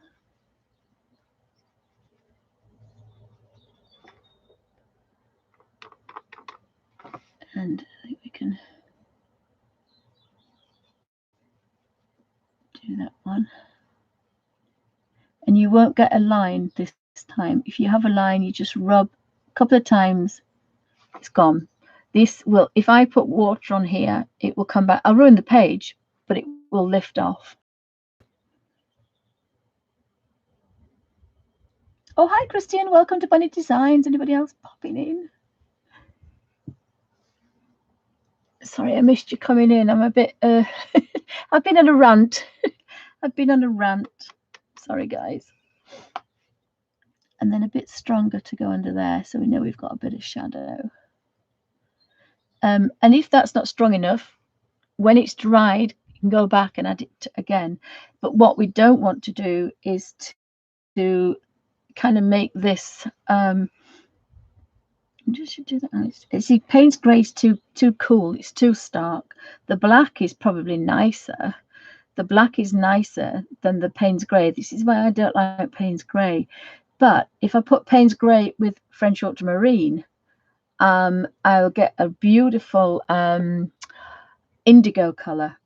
And again, I would swap if I do this. I said I wasn't going to do this, but if I do this with French ultramarine, which I think is that one.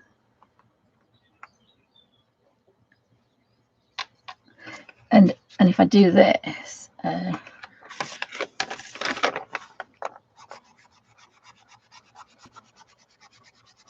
I've got a warmer color. I've got an indigo, Prussian blue. So I've got indigo, Prussian blue. So I would probably take Payne's grey out. Having said that, it's there. I'd use it, but I don't like it as a color because it isn't. It's too stark. All those others have a warmish quality, even the black, but this is just it doesn't have anything. But you could add a red to it and you would get a lovely tone. If you add red to it, you probably get nut brown, because nut brown and which is I forgot what number it is. Ultramarine is P29. I've forgotten what raw umber is. Does it tell me the number? Wait a minute. No, it doesn't give it, but it is P29 is ultramarine. I don't know what that one is. I can't remember. But a nut brown, sorry, beg your pardon, a burnt umber, a nut brown, Van Dyke brown, very dark, a very dark brown. That with French ultramarine will give you a Payne's grey.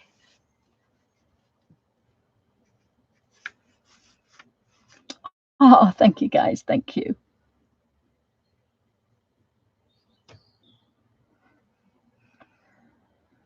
So again, quite bright colors, but then I like to do you've got the same things, but you do different moves. You can do monochrome, you can do 2 colors, 3 colors, you can mix your colors, and you've just got one set. And I do like the touch and go system. It is quite nice to use. I do want that to be a bit warmer, but these two are much of a muchness. I might go brick red actually. No, I think I might go brick red for my mushrooms, I think. So we've seen these colors now, but if I go like this, you see you've got a line. That line would stay there if that was ink 10s, but we can wash it away. The same with this one. We can get rid of it and wash it away because it's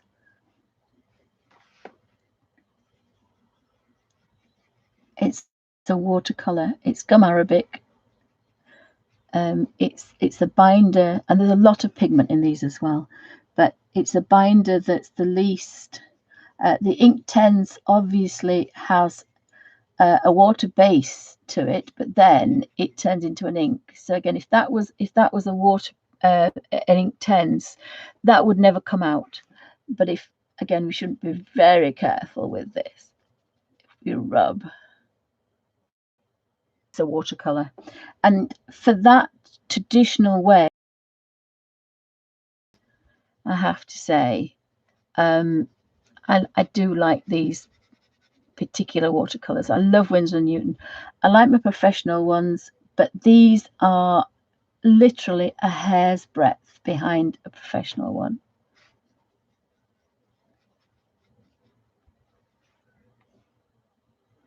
I'm supposed to be being very strong, and I'm watering myself down. Can't help myself. I just like my highlights and lowlights, but this is a very easy, quick way to work.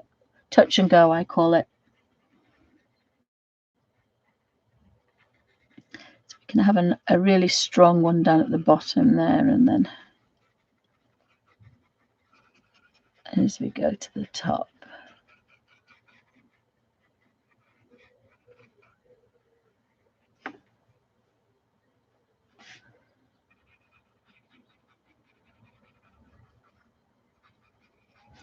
And I should turn this over so that I can get,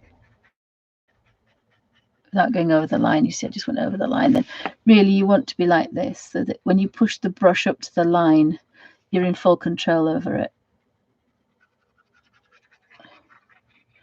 And then we can, shouldn't do this, but if you do this, you can prove, you can push that colour up. See, I've gone pale again now. Can't help myself. Sorry. Sorry, guys. I can't help myself. I just can't help myself doing this. So we'll go for that brown again on here.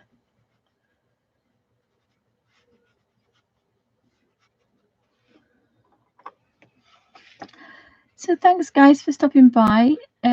It's grand to be back. I was hoping to be a bit more professional, but I've just kind of turned the camera on and just so I do apologize.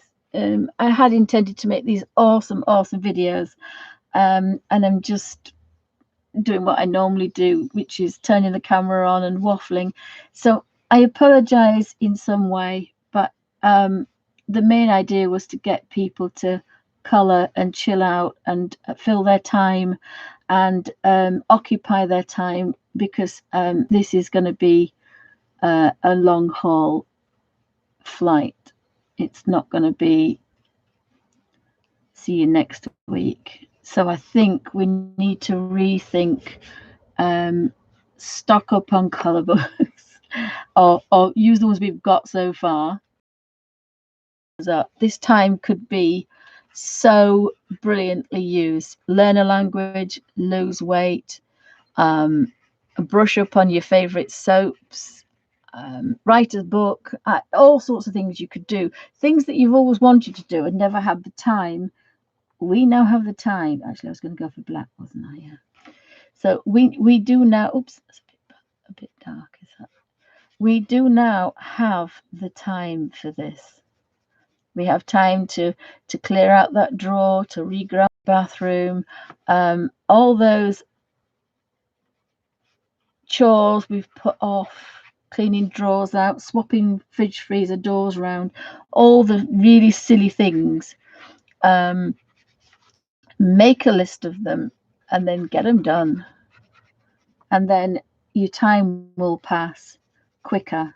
And at the end of it, going, oh my gosh, I've just been cooped up for months, you'll say, blimey heck, look what I got done. And you would make it into a positive, because it doesn't matter whether it's a positive or a negative, it has to be done. We have to think of different things to do now, and one of them is stopping in and getting all those jobs done. So, and it's not a time to worry about things that we can't be in control of. We just have to go with it, and there's really no other way.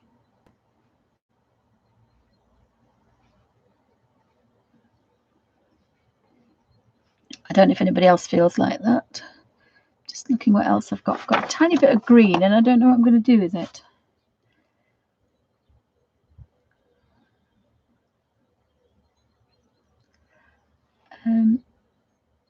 That's her sleeve. Oh, she could have mint green shoes, you see. And that means I haven't wasted my bit of green. Oh, thank you, Sandy. Thank you. Yeah, Miss Mary says, best to carry on and keep colouring. Well, the problem is, well, it's not a problem, but the thing you've got to put out of your mind is we've got to do it anyway. I am going to use actually the Payne's Grey because I've got this metal. Now, I have to say, cool greys are brilliant for metal. I did as I called Metal Mickey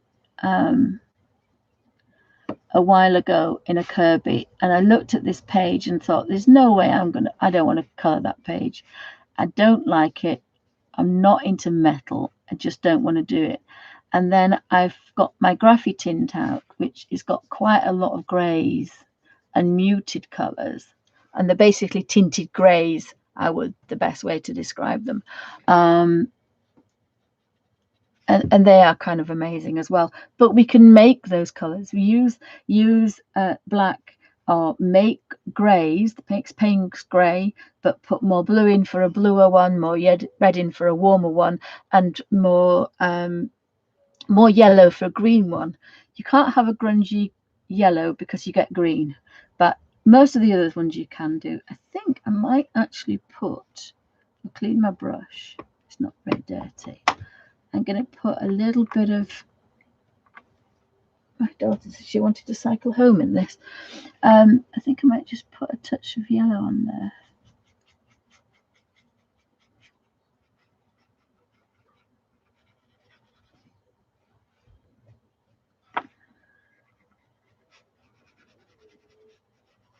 Now, sometimes this brush, when you squeeze it, you don't get the water then, you get it after. So you've got to be a little bit wary of that. I think I might even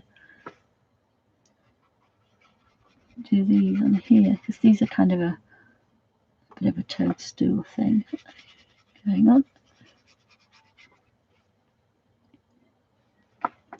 So thank you for joining me, guys. Anybody on YouTube got any comments, put them below. If you don't like the video, please tell me why. I can't make them better if you don't tell me why. I know they're very waffly and very bitty, but I get really upset because I sit up all night worrying, what can I do? But I can't do anything because I don't know what I've done wrong. And it's a bit like when you smack a dog, although we don't smack dogs anymore. You can't smack a dog for doing something wrong and not smack it at the time it's done it because it's no idea what it's done. So if somebody could please tell me what I've done. Although you could smack Alfie and he won't take any notice of you. Alfie didn't take any notice of anybody. You see that beautiful blue-grey I got? Because I had a dirty brush. Sometimes dirty brushes are quite nice.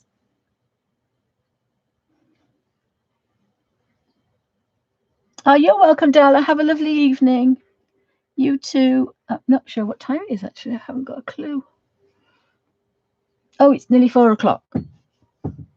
It's nearly 4 o'clock. I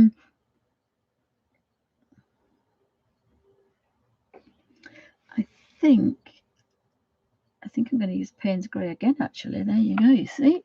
I'm going to put it in here because during the night we've got warm glows. I went to Coventry the other day and I went to Cambridge the other day, and the buildings were amazing. And I managed to get, it was a bright day, so I managed to get some fantastic reflections in windows. And it's something that's really difficult to kind of get. So when on the other channel with the art, I shall be doing windows because it makes a difference.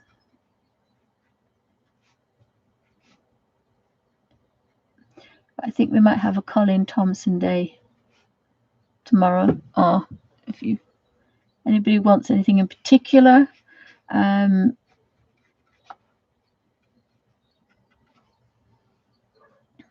I quite like that. I've just missed those, and again, I'm going to use Payne's Grey. You see, you should never say never, because it's a cool metal. So I've got metal, and then what's left should do the envelope. And I did do her head there, but I missed one there. I kind of like that. That's okay. And then if you want to put a bit of that grey that we've got left as a shadow, you can do. I've got the cake to do, so icing is normally a pink, so it's going to be just a touch. Oh my goodness, that is a touch of pink, isn't it? That's even, but there is a touch of pink.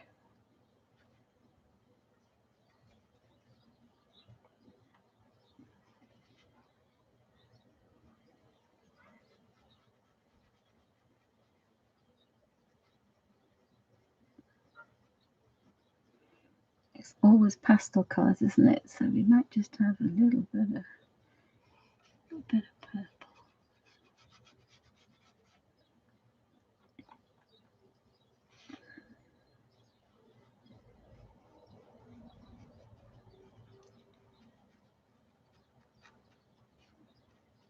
I think I need a bit of purple.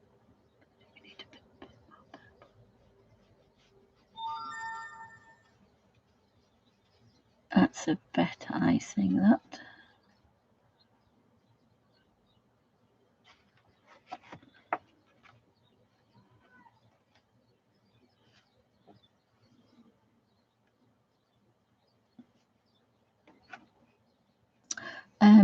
And then I've got a little bit of colour, so I'm just going to use it to take the white off that doily, so it's not kind of a colour. But, and again, if you just go over a colour and then do that, you will get that. I like that little daisy, but I think I'm going to make it a yellow daisy. I think I'm going to make some little daisies, some little yellow daisies. Now, if we did daisies, it should be white on the outside and yellow on the inside, but I like to be a bit different. Oh, it's not quite as strong. You see, I kind of go pale all the time. It can't help myself. Don't think I've missed anything. Just give a bit more colour. Just a little bit of colour.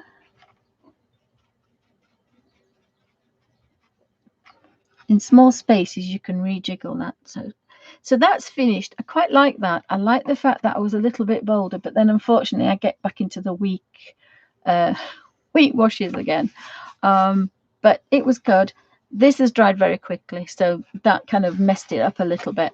But these books and these images are kind of fanciful and kind of wispy, and I tend to have again, you see, I start really pale on this one. Then I can say I'm going to be stronger, I'm going to be brighter, and then I kind of tail off. I remember doing this one thinking I am going to be a lot darker. I think that's pale as that one. But I just like is very kind of, there's a video of that one. There probably is a video of all of them because I don't like to do a video.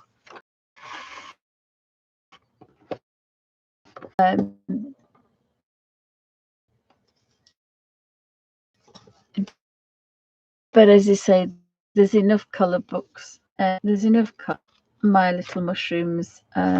This is thanks for stopping by. Have a lovely afternoon. I don't know whether to work in this one. Another one, and then we want to do the Colin Thompson ones as well, don't we? Thanks for stopping by. Have a lovely afternoon. Or evening or morning, wherever you are on the planet.